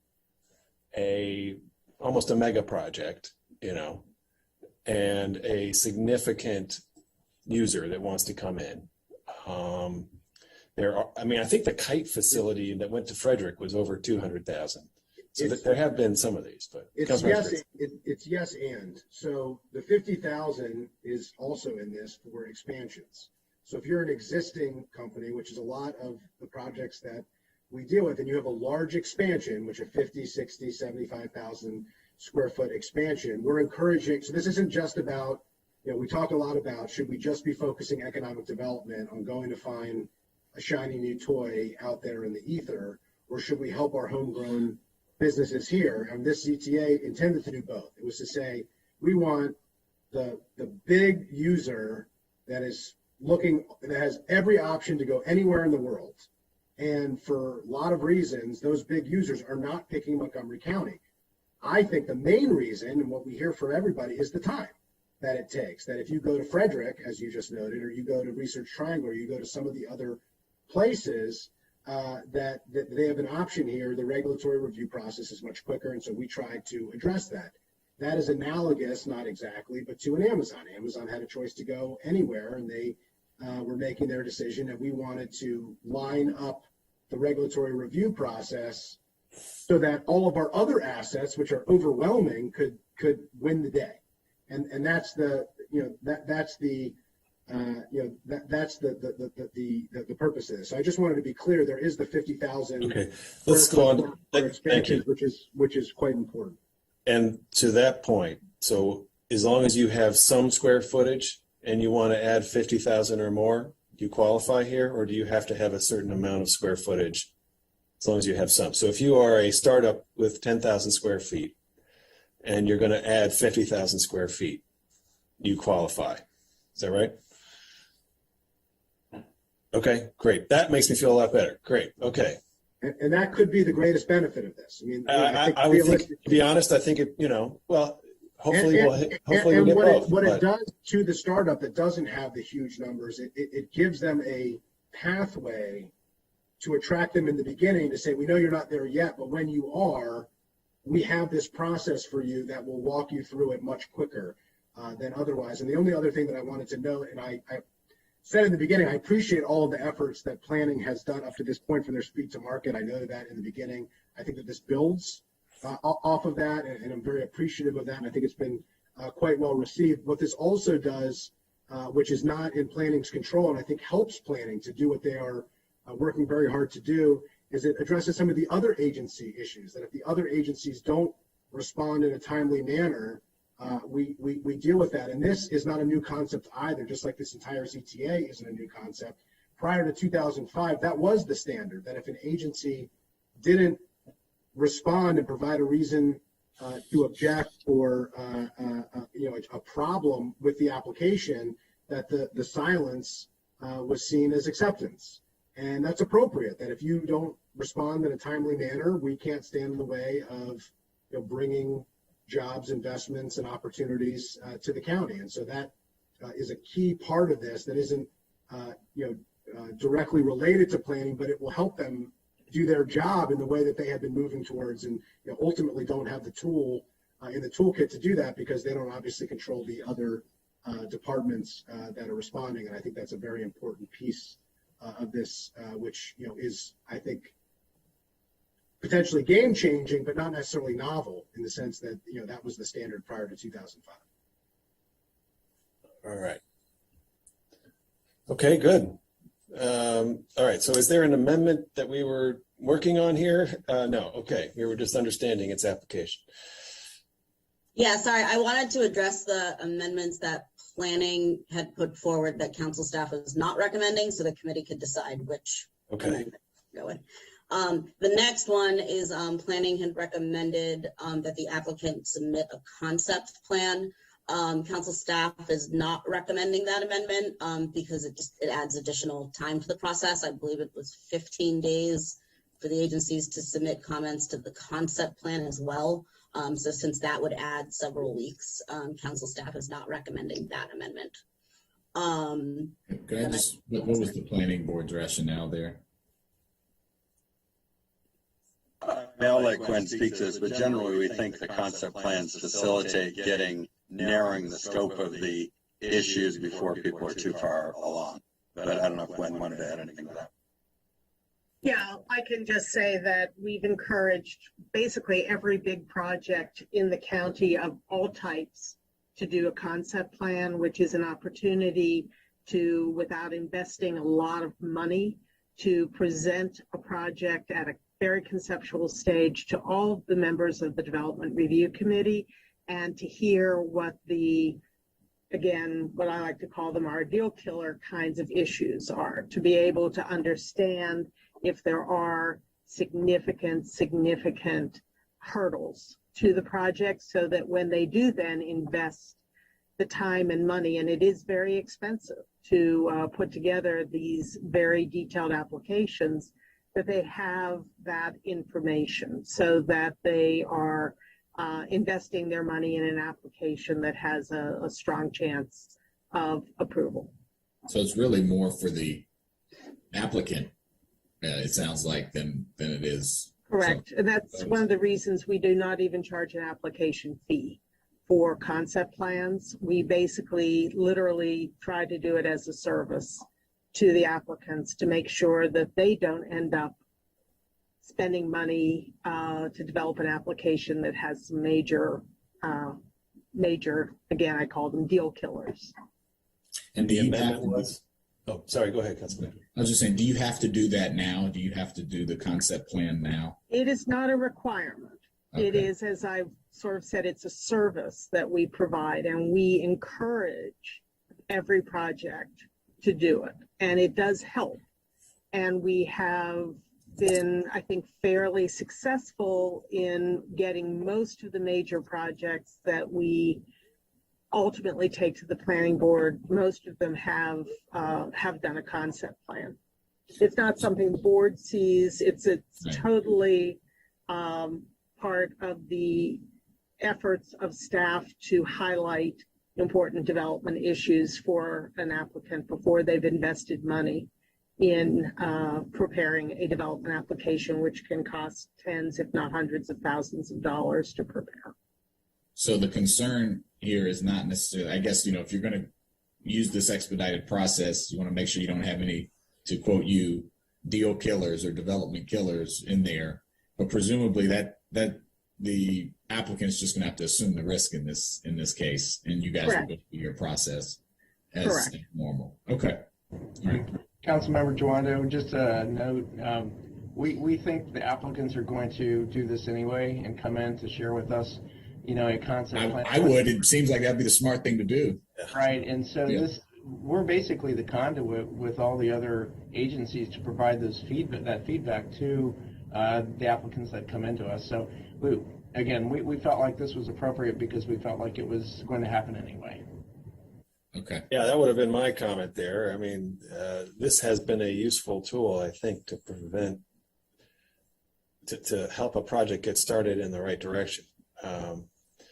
And, with something as high stakes as this, an applicant would want to know that they're pointing in the right direction. Councilmember Friedson. Yeah, I appreciate it. I think this has been a successful model that's been used. I do think that everybody's going to use it anyway, which would beg the question of why we would include it and require it in a proposal that is intending to reduce requirements and regulatory burdens that are unnecessary. I would see this one as that.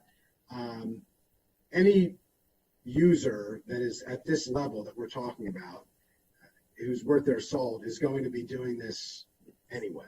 They're either going to do it formally or informally. They're going to be having meetings and making sure that they have dotted their I's and crossed their T's, and there aren't any, quote unquote, deal killers. And I don't see the need for us to include in the zoning text amendment something that we think is going to happen anyway, although, I would encourage, and I know planning encourages for it to happen because it is good for everybody, but it doesn't mean that we need to require it. So I would hope that we wouldn't add this in. And I agree with, for that reason, council staff's recommendation not to accept it. All right. Well, we'll just, that's fine. I think that projects will want to do this.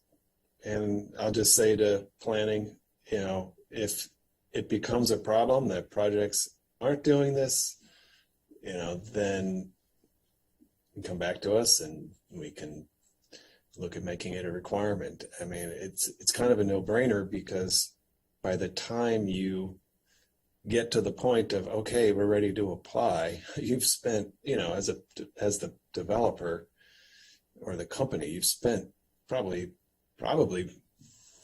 millions of dollars on all of your engineering and planning. So it would presumably not be a burden at all to signal, here's what we're going to do. So in any event, you'll keep us apprised, and if it's necessary to ensure that the system actually works, we can revisit that. All right, so no amendment there. We'll keep going. So the last one, planning had recommended an applicant submit final plans to the planning director within 35 days of issuance of the board's resolution. Council staff is not recommending this amendment because it could be hard to meet for the applicant. Once they get the resolution, there are things that are sometimes not within the applicant's control, such as getting certain approvals from other agencies, getting easements from the county or other property owners. So it was hard to come up with a number of days, like such as 35, that we know the applicant could meet without getting an extension. So that's why council staff does not recommend this amendment. However, though obviously empathize that if planning has now gone through this entire expedited process, the applicant shouldn't just sit on the resolution. So council staff's recommendation, which is actually not something that would be in the ZTA, is that the planning board could include post-resolution check-ins as part of their conditions of approval, or even planning staff could check in with the applicant if they noticed, hey, you got this resolution, 30, 60 days ago. I have a question on this one as well. What is the typical, I guess to Mr. Anderson or Ms. Wright, are we seeing this sitting on the hands, or what's the problem you're trying to solve for here, and how prevalent is it? Because I too don't like the unused approval and development that just sits out there just generally. So could you just speak to what you're seeing in this area and why you think this is necessary? Yeah, and I'm going to ask Robert Cronenberg to also help respond to this. Some of it, very frankly, depends on the market. If we have, and honestly, it also depends on the experience of the developer. We have had projects that have gone through and gotten all of their approvals and have immediately moved forward for construction. We certainly saw that in Bethesda with non-biotech projects. We've seen it in Great Seneca Science Corridor with certain biotech projects. However, for example, in Bethesda, there was a speculative biotech building that went through the whole process, and that I will tell you staff spent probably several hundred hours working on to get through the process, and it never was able to come to fruition.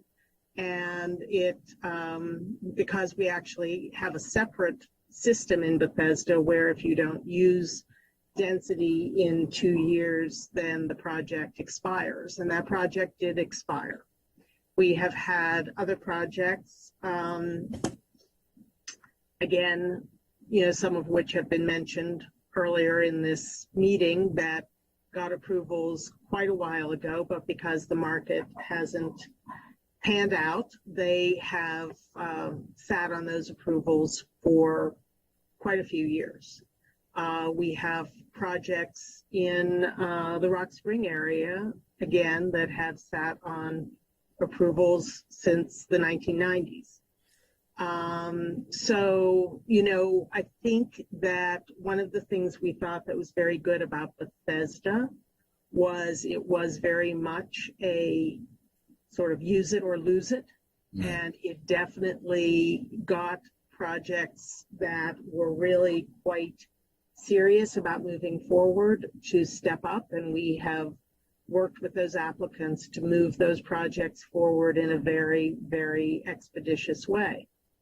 So I think our big concern is just making sure that this extraordinary process, and it is an extraordinary process that we're creating, is going to be used by folks who are really, in federal terms, sometimes it's called shovel ready, folks who are really, really ready to go.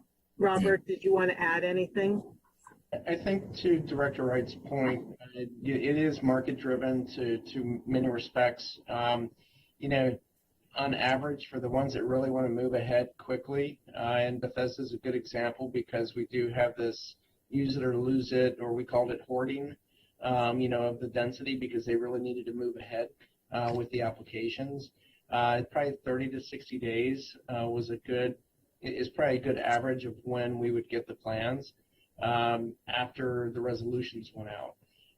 That really was dependent on the types of conditions that needed to be addressed. And that would be the same with these biohealth priority campus plans as well, depending on how many conditions or what still needs to be resolved, before they move ahead. But our big point was we wanted to make sure that they did have some skin in the game here, that they, if we're dropping everything, to make sure these applications move ahead and very serious about it, we wanted to make sure that they were very serious about moving ahead as well. Yeah. And we felt like the 30 days was enough time to get them to get the plans into us. And again, I think we were also thinking that, the 12-month period that originally was suggested kind of tied into that. If they're on a timeline to deliver, then they need their plans approved. And so we felt like that was the appropriate timeline. I appreciate that. Yeah, and I, as a general premise, I agree. If we're hurrying up, you should hurry up too. I think, that is reasonable. But I also am sensitive to, I think, the point made in the memo that if you can't hurry up because you're waiting for another county determination on an easement or something, that's on us.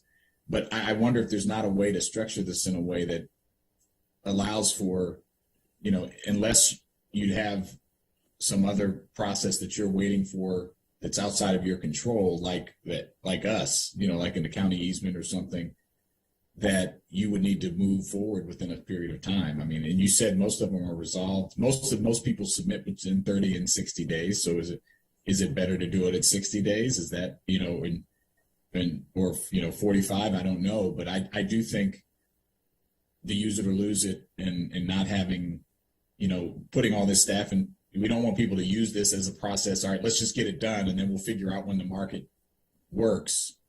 And I don't think a check-in's really enough because that, you can check in and say, no, we're still sitting on it, So I'd like to see something here where, there's urgency on both sides. So maybe there's something we can, I'm open to talking about it. I don't have a specific, I've floated a couple of ideas that you do it by a date certain, unless there's something else pending, like an approval from a regulatory body that's outside of your control, could be an example, but would want to hear what colleagues think as well.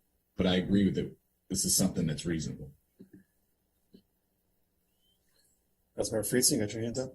Yeah, thanks. I don't support this. I agree with council staff. I understand where the planning staff is coming from on this, but all the other decisions that we made in this ETA address this. I just don't think it's just necessary at all.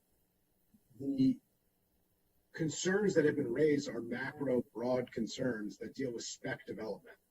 We specifically didn't include spec development in this. There's an end user. And so the idea that you would just get your approval and then sit and wait while your end user wants their headquarters is just not, a normal situation. The challenge that we have run into historically is the idea of building something or getting approvals to build something, and then the tenants that you want don't exist or need further negotiation, or there's more work that needs to be done.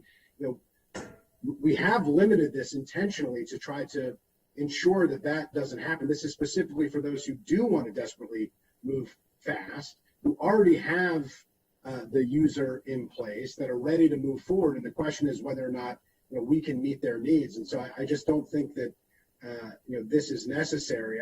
I do think the council staff's suggestion of requiring regular check-ins, which can be a condition of approval. We do not need to include that in the zoning text amendment. The planning process already allows for the check-in dynamics would be reasonable and appropriate, but I just don't think that we ought to get in our own way here of trying to fix and expedite and green tape and then say, but we need to solve these other problems with unrelated issues that exist. So I think the spec aspect of this in particular addresses this. We have limited the extensions to 18 months.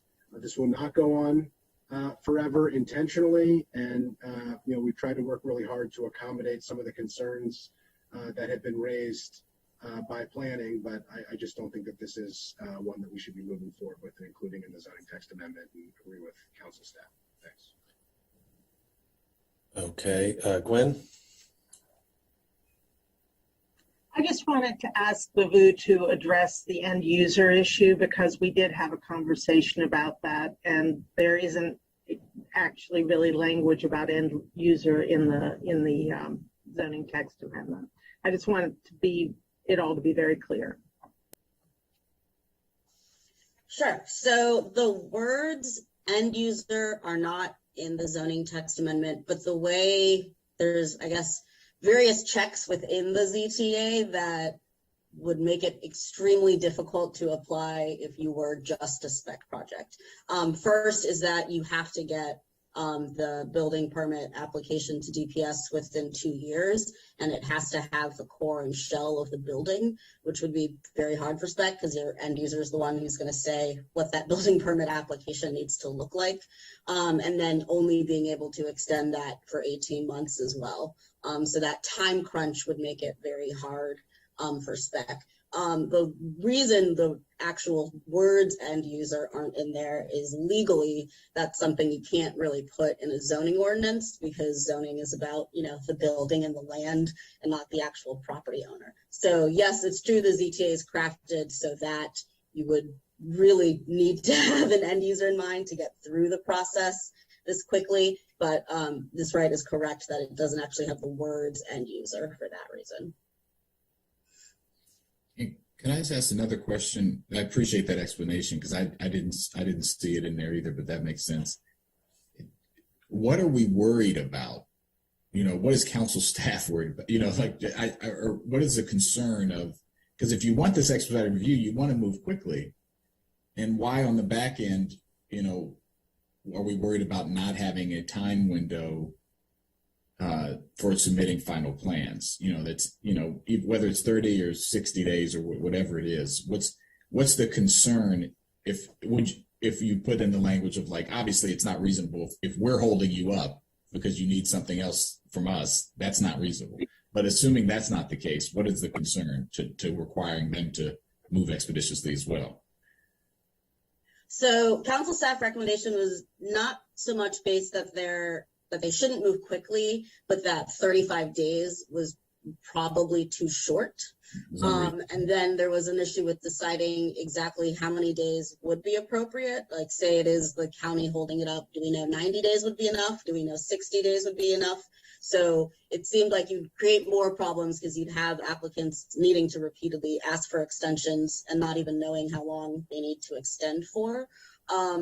It could be possible to draft something that says, you have to meet X deadline if it's not something outside of your control, but that gets a little vague. So we'd have to figure out exactly how that type of language would be drafted.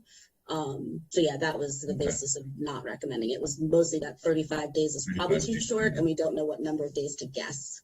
Well, good public policy is always, I heard a much more rational basis that has been made with other numbers that I've seen on legislative bodies today, which was that most people submit between 30 and 60 days. And is that, I don't want to misstate, I think Mr. Cronenberg said that, or is that correct? That's correct. And again, more so in places like Bethesda, where we do have a time limit for when they have to pull permits. but others that we're also going to have the flip side of that, where an applicant may wait a year because they've changed hands in ownership or because the market has changed. Got it. Mr. Anderson, were you going to say something? Is that why you came up? No. Okay. No, I'm good. Thank you. And your echo's gone. All right. Well, thank you. I'd be curious to hear what the chair thinks. I just think, go ahead. Yeah. I'm still trying to process this. So this is an amendment that the amendment that was not recommended. It came to us from planning that within 35 days of the planning board resolution, that the applicant should submit final plans. That was and the resolution is what? It's the resolution that approves their. So yeah, just to explain the process, the planning board holds a hearing and votes on a regulatory application. Sometimes the same day, or sometimes a week or two later, they will then approve a resolution, which is the legal document that outlines the board's approval. And it is the actual final approval. Any appeal period or whatever runs from the date of the resolution. So once the resolution is out there, the applicants start working on what's called a certified site plan. For the board hearing, they do have very developed application materials and plans, but not to the level essentially of construction drawings. They still haven't gotten to that level of detail. So they start working on a certified site plan to really get to a much, much more detailed level, which is what they get certified to make sure that it's consistent with what the board had approved. And they then use that certified plan to apply for building permits. Typically, getting from the board approved set of documents to the certified set of documents, assuming there weren't a large number of board changes, is what Robert is saying takes usually 30 to 60 days. And that's, but there is no legal time limit on how many days it must take. You could get a board vote and a board resolution, but not spend money to develop those more detailed plans and submit those more detailed plans for a longer period of time. So it could be sitting out there for quite a while. And I think, again, our focus was on, really projects that were, again, I'll use the term shovel ready. And if they were really quite serious about moving forward, then we expect that they would want to submit their certified site plan in a relatively short period of time after the planning board vote. And what is the consequence if they don't, if this amendment were to be adopted and they don't submit their certified site plan? Right now, as I understand it, the only consequence would come if we'd wait 2 years to see if they applied for a building permit. They would have had to do the certified site plan before applying for the building permit, but so I guess the deadline is 2 years. It's really 2 years when your expiration of your entitlement. Right. So we would.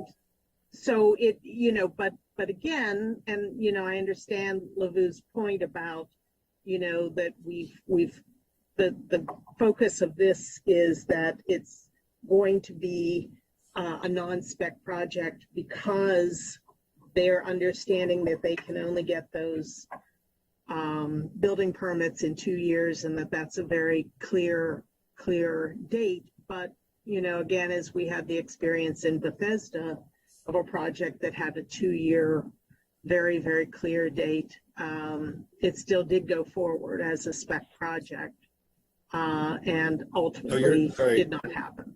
So you're saying if a company uses this, developer uses this, and you add this hook in there, then they'll know that if they don't come back with their next next additional cost at the end of the process, which is taking their approval to a certified site plan. So that's a lot of additional work. If they don't do that, then we don't know what the consequence. I mean, they would be in violation of their approval. And then what would happen if they're in violation of their approval? You could tell them they'd have to start over again, or what exactly? What is the consequence? That's a good question, actually, because I'm not sure that we addressed that in this ZTA. I don't know, Lavu, do you have a sense of what the consequence would be if they did not meet that timeline?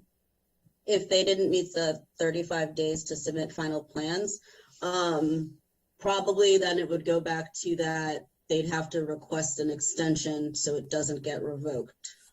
All right. So I think we sort of, I mean, it doesn't feel like this is, we've got this solved, I guess. It sounds to me like, I mean, unless there was an additional penalty that was going to be imposed, you know, the fact that the approval expires after 2 years that's the real catch or protection against, you know, frankly, something I'm not totally sure I care to protect against, which is speculative biodevelopment, which is a great thing. But, you know, in any event, I understand why, as an organization, it's very problematic to say we're going to throw everything onto a project and then it doesn't happen. Like, that's not good. We don't want that. All right. I think we've got this addressed, is my read on this situation based on this language. If you care to continue and you feel like this is a concern and you want to continue to develop it and come back to us, you know, absolutely entertain that. But, you know, it sounds like, you know, this is sort of like, you get to the 5-yard line, are you going to score the touchdown? You know, are you going to throw the ball on 1st and 10? You know, and we're saying if you don't throw on 1st and 10, you know, we're going to put a punishment in there. But we haven't developed what that is. So, sorry, too many sports analogies today. It's not my thing usually. I try to be more inclusive than that. I'm not really sure that one was. I'm not really understanding that one either. Hey, you know, they don't have to be applicable to sound good. Okay. I appreciate the discussion. Yeah. I think that was helpful. And yeah, I mean, I would agree with you. If planning has something more specific, they want to come back. But at this point, it sounds like, you know, the question of whether 2 years is enough is too long too is another question, but not something we're solving here. So I appreciate that. Yeah, just to be clear, 2 years is for the building permit. You know, right, you do have to have, you know, people have to build a building, and you know there are some challenges. So yes, but point taken. That was good discussion. Glad that we're moving forward as drafted here. All right. Any other amendments? So that is it for amendments that I know of. So next is just and I know we've addressed this briefly earlier. So next is just the RESJ impact statement, which talked about inequities in the biohealth industry. As noted earlier, some of those recommendations couldn't be done in the ZTA, things like community benefit agreements and investing in workforce development opportunities. The recommendation that is the most specific to a zoning ordinance, at least, is the language about opportunity zones and BRT routes. And of course, we addressed, you already talked about Councilmember Jawando's proposed amendment, but just wanted to note the RESJ statement. Absolutely. You know, I think that workforce is a critical component of meeting RESJ goals through this priority area of investing in life sciences and creating jobs in the county. And, you know, the equity, it's not the only equity agenda here, but a big one is making sure that those jobs are available to everyone and that kids from every zip code in this county can see a future for themselves and know how to get on that path. And in order to do that, we have to be investing in programs from youngest ages. It's not the only part of this, but it is a critical one. And we're doing initiatives, but we should do more. We can do more, and we'll continue developing those this year. I hope we'll have more, frankly, in the budget that we'll add this year. All right. I see you've got a hand up. Oh, Councilmember Jawando, and then I saw Ben Burbett has a hand up. Yeah, Ben can go first, and I just want to make a quick comment at the end since we talked about it earlier. Go ahead, Ben. Thank you. Good morning. Again, Ben Burbett with the Montgomery County Planning Department. I just want to very briefly mention in the discussion of wanting to ensure that everything or essentially everything in the GSSC master plan area is covered by this. The LSC zone is actually a large zone that covers a lot of properties in the GSSC that is actually not part of the CTA. It's something we kind of noted internally and didn't bring forward because our initial proposal was to scale back the scope of this. I think in being fair that the council seems pretty intent on keeping the original scope to meet the intent of the GSSC. I think the LSC zone needs to be added to the zone of tables where this is a permitted use. Ben, thank you. I appreciate your quick response on that. So that makes a lot of sense to me, colleagues. Does that meet approval? Terrific. All right. Yeah. All right. And then just wanted to say on before we close out the racial equity and social justice statement, unfortunately, I think a lot of times, and I'm really proud this council's taken this step to do these statements and to have to consider them. It's always going to be pushing a ball uphill because we're trying to dismantle a system that was made inequitably on purpose, right? To benefit some and not benefit others. And I just really want to push us to do things that we haven't done before even more, because I just think that what we're doing is not enough. It's not working to the level that we would all want. And, I think an opportunity to do something like use a ZTA to say we want things to go in this place, and giving everyone a benefit, making it for the industry, but also giving an extra incentive is an innovative way to try to do that. And again, not the only way, but I think we have to try to push the boundaries. And so I'm glad we had the discussion. I'll bring it up again at full council with, I think I just really want to say that because it's not easy. And I think often I'll speak as a member of this community who lived in East County for much of his life. It's always the refrain of, well, we'll do this, it'll help everybody, but then we'll figure out how to do that. And it feels like that, for 40 years of my life, and not necessarily intentionally done that way. But I think that's why we have to over index on the efforts to erase the inequities, because it's just the system operates the way it operates. And while absolutely increasing the number of businesses here helps the tax base and everything else, we know the way wealth is congregated, that I think the RESJ does a good job of this. Benefits do not flow equally. So just want to make that point, and I appreciate that. Appreciate your keeping our focus here. And I'll just, add to the conversation. Like, this county cut the East County out intentionally. That was the plan.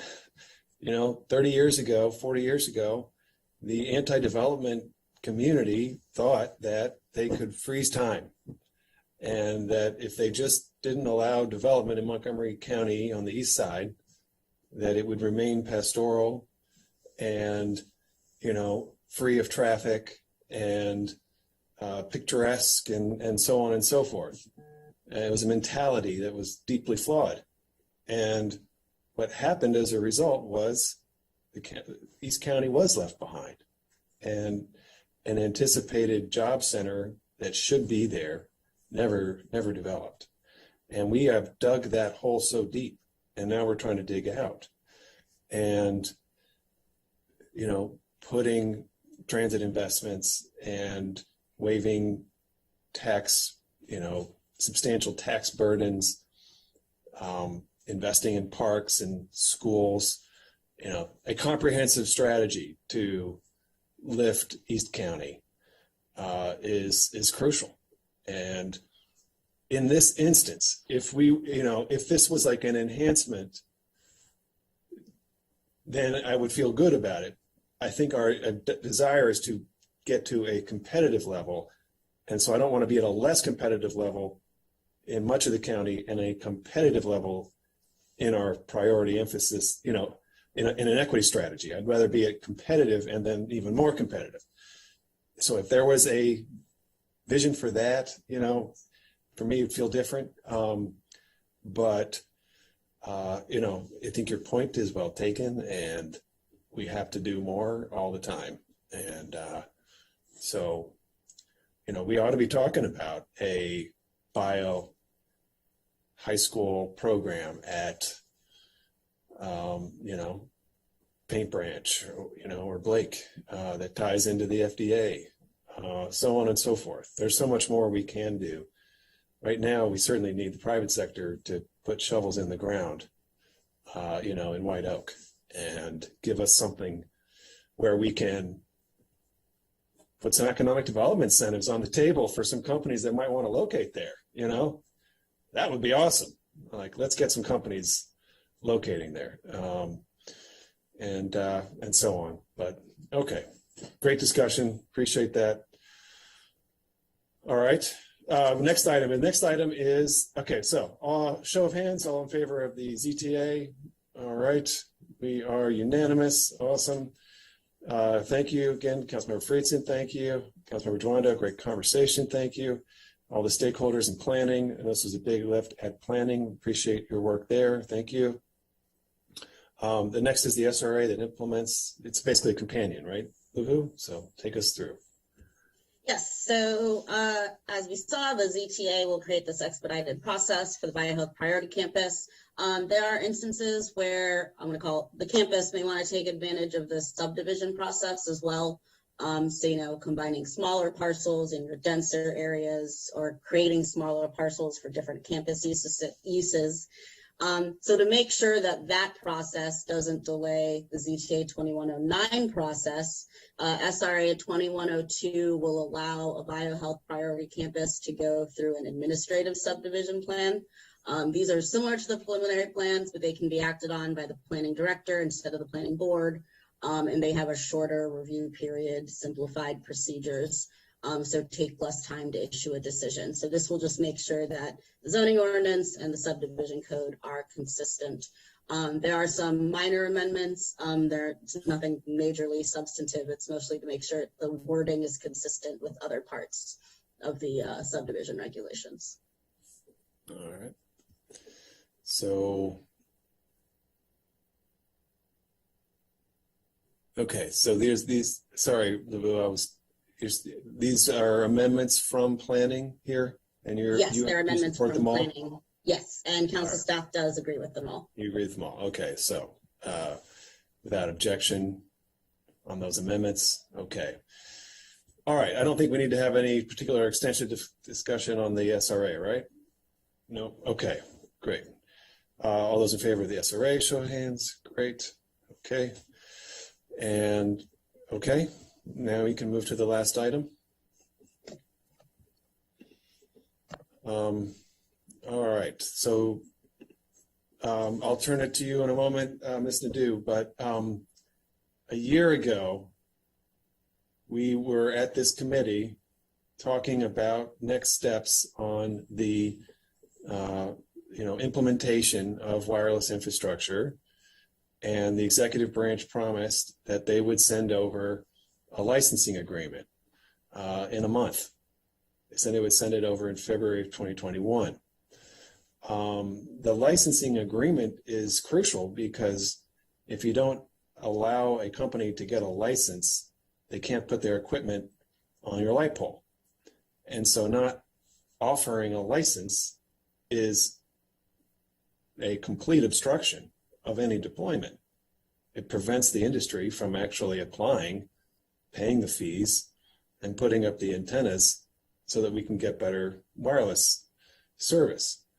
I think it's particularly ironic that the executive branch has failed to put forward this regulation because they're calling for more public conversation about these issues. Let's have the master license agreement public so we can have some public conversation about this. You know, let the community see and let the industry see what the proposal is. And I don't understand why it has taken a year. And we just got a letter 20 minutes before a committee started promising that we'll get it in February 2022. It was initially promised in 2021. And now a full year later, we're supposedly going to get it in February 2022. So, you know, we sent over a letter asking for it. The response is, you'll get it next month. Same thing we heard a year ago. I hope that we'll get it this time. Vu, can you provide any update or clarifications? I don't really have much to add. A letter was sent to the county executive from Terry Mer asking when the review will be done and if council will be able to review the agreement as well. The county executive responded saying February 2022, and that it'll be available for public and industry review by March 2022. I see we have Ms. Spielberg here, so if the committee would like to call on her, she probably would have additional information for you. Okay, Ms. Spielberg, welcome. Hello, everyone. That is generally correct. We hope to have a draft that's available for both public and industry review by the beginning of March. It has taken longer than we had hoped. We're working with outside counsel because, as you all well know, this is a first of a kind that we're doing. Because these are county-owned poles. Currently, there are antenna attachments that go forward on a regular basis on non-county-owned poles, but this is specific to county-owned poles, and so it's something new. And so we've asked outside counsel to help us with it, who had been helping, who had to take a leave of absence. He is back, and we've met with them, gone over it, and I think it's in the midst of we're pretty close to a draft at this point. Okay, can you please bring it to us by March 1st, Debbie? Is that possible? I believe it is. Okay, I mean, to me, it feels like it's obstruction. That's what it feels like to me. It's an unwillingness to actually license the county's equipment so that, you know, the deployment can happen. And if that's not the case, I appreciate your saying so, but would like to get this licensing agreement public and therefore, you know, allowing us to proceed. It is absolutely not the case that there's any sort of obstruction involved. We're just trying to be very careful about it and make sure that what we propose is appropriate, and that it both balances the public interest and helps to expand access. Okay, and then what's the timeline to get it approved once it has been made public? Vu and Debbie, please, can you just talk about the process that you're planning? Once you put it, you'll present a draft of a licensing agreement. Is that right, Ms. Spielberg? And then that would be a regulation, effectively. Is that right? No, not a regulation. No, there's no formal council process involved. Obviously, we will share it with the council as soon as we have it ready to go. And okay, so we'll comment. Thank you. So we will take it up at the committee if we feel that that's necessary. Okay. All right, great. Well, please, March 1st. It's been a year. Let's get it done. Okay. Any comments? All right. Okay, thank you. Good hard work today. Appreciate everyone's participation, and we are adjourned for the day. Thanks.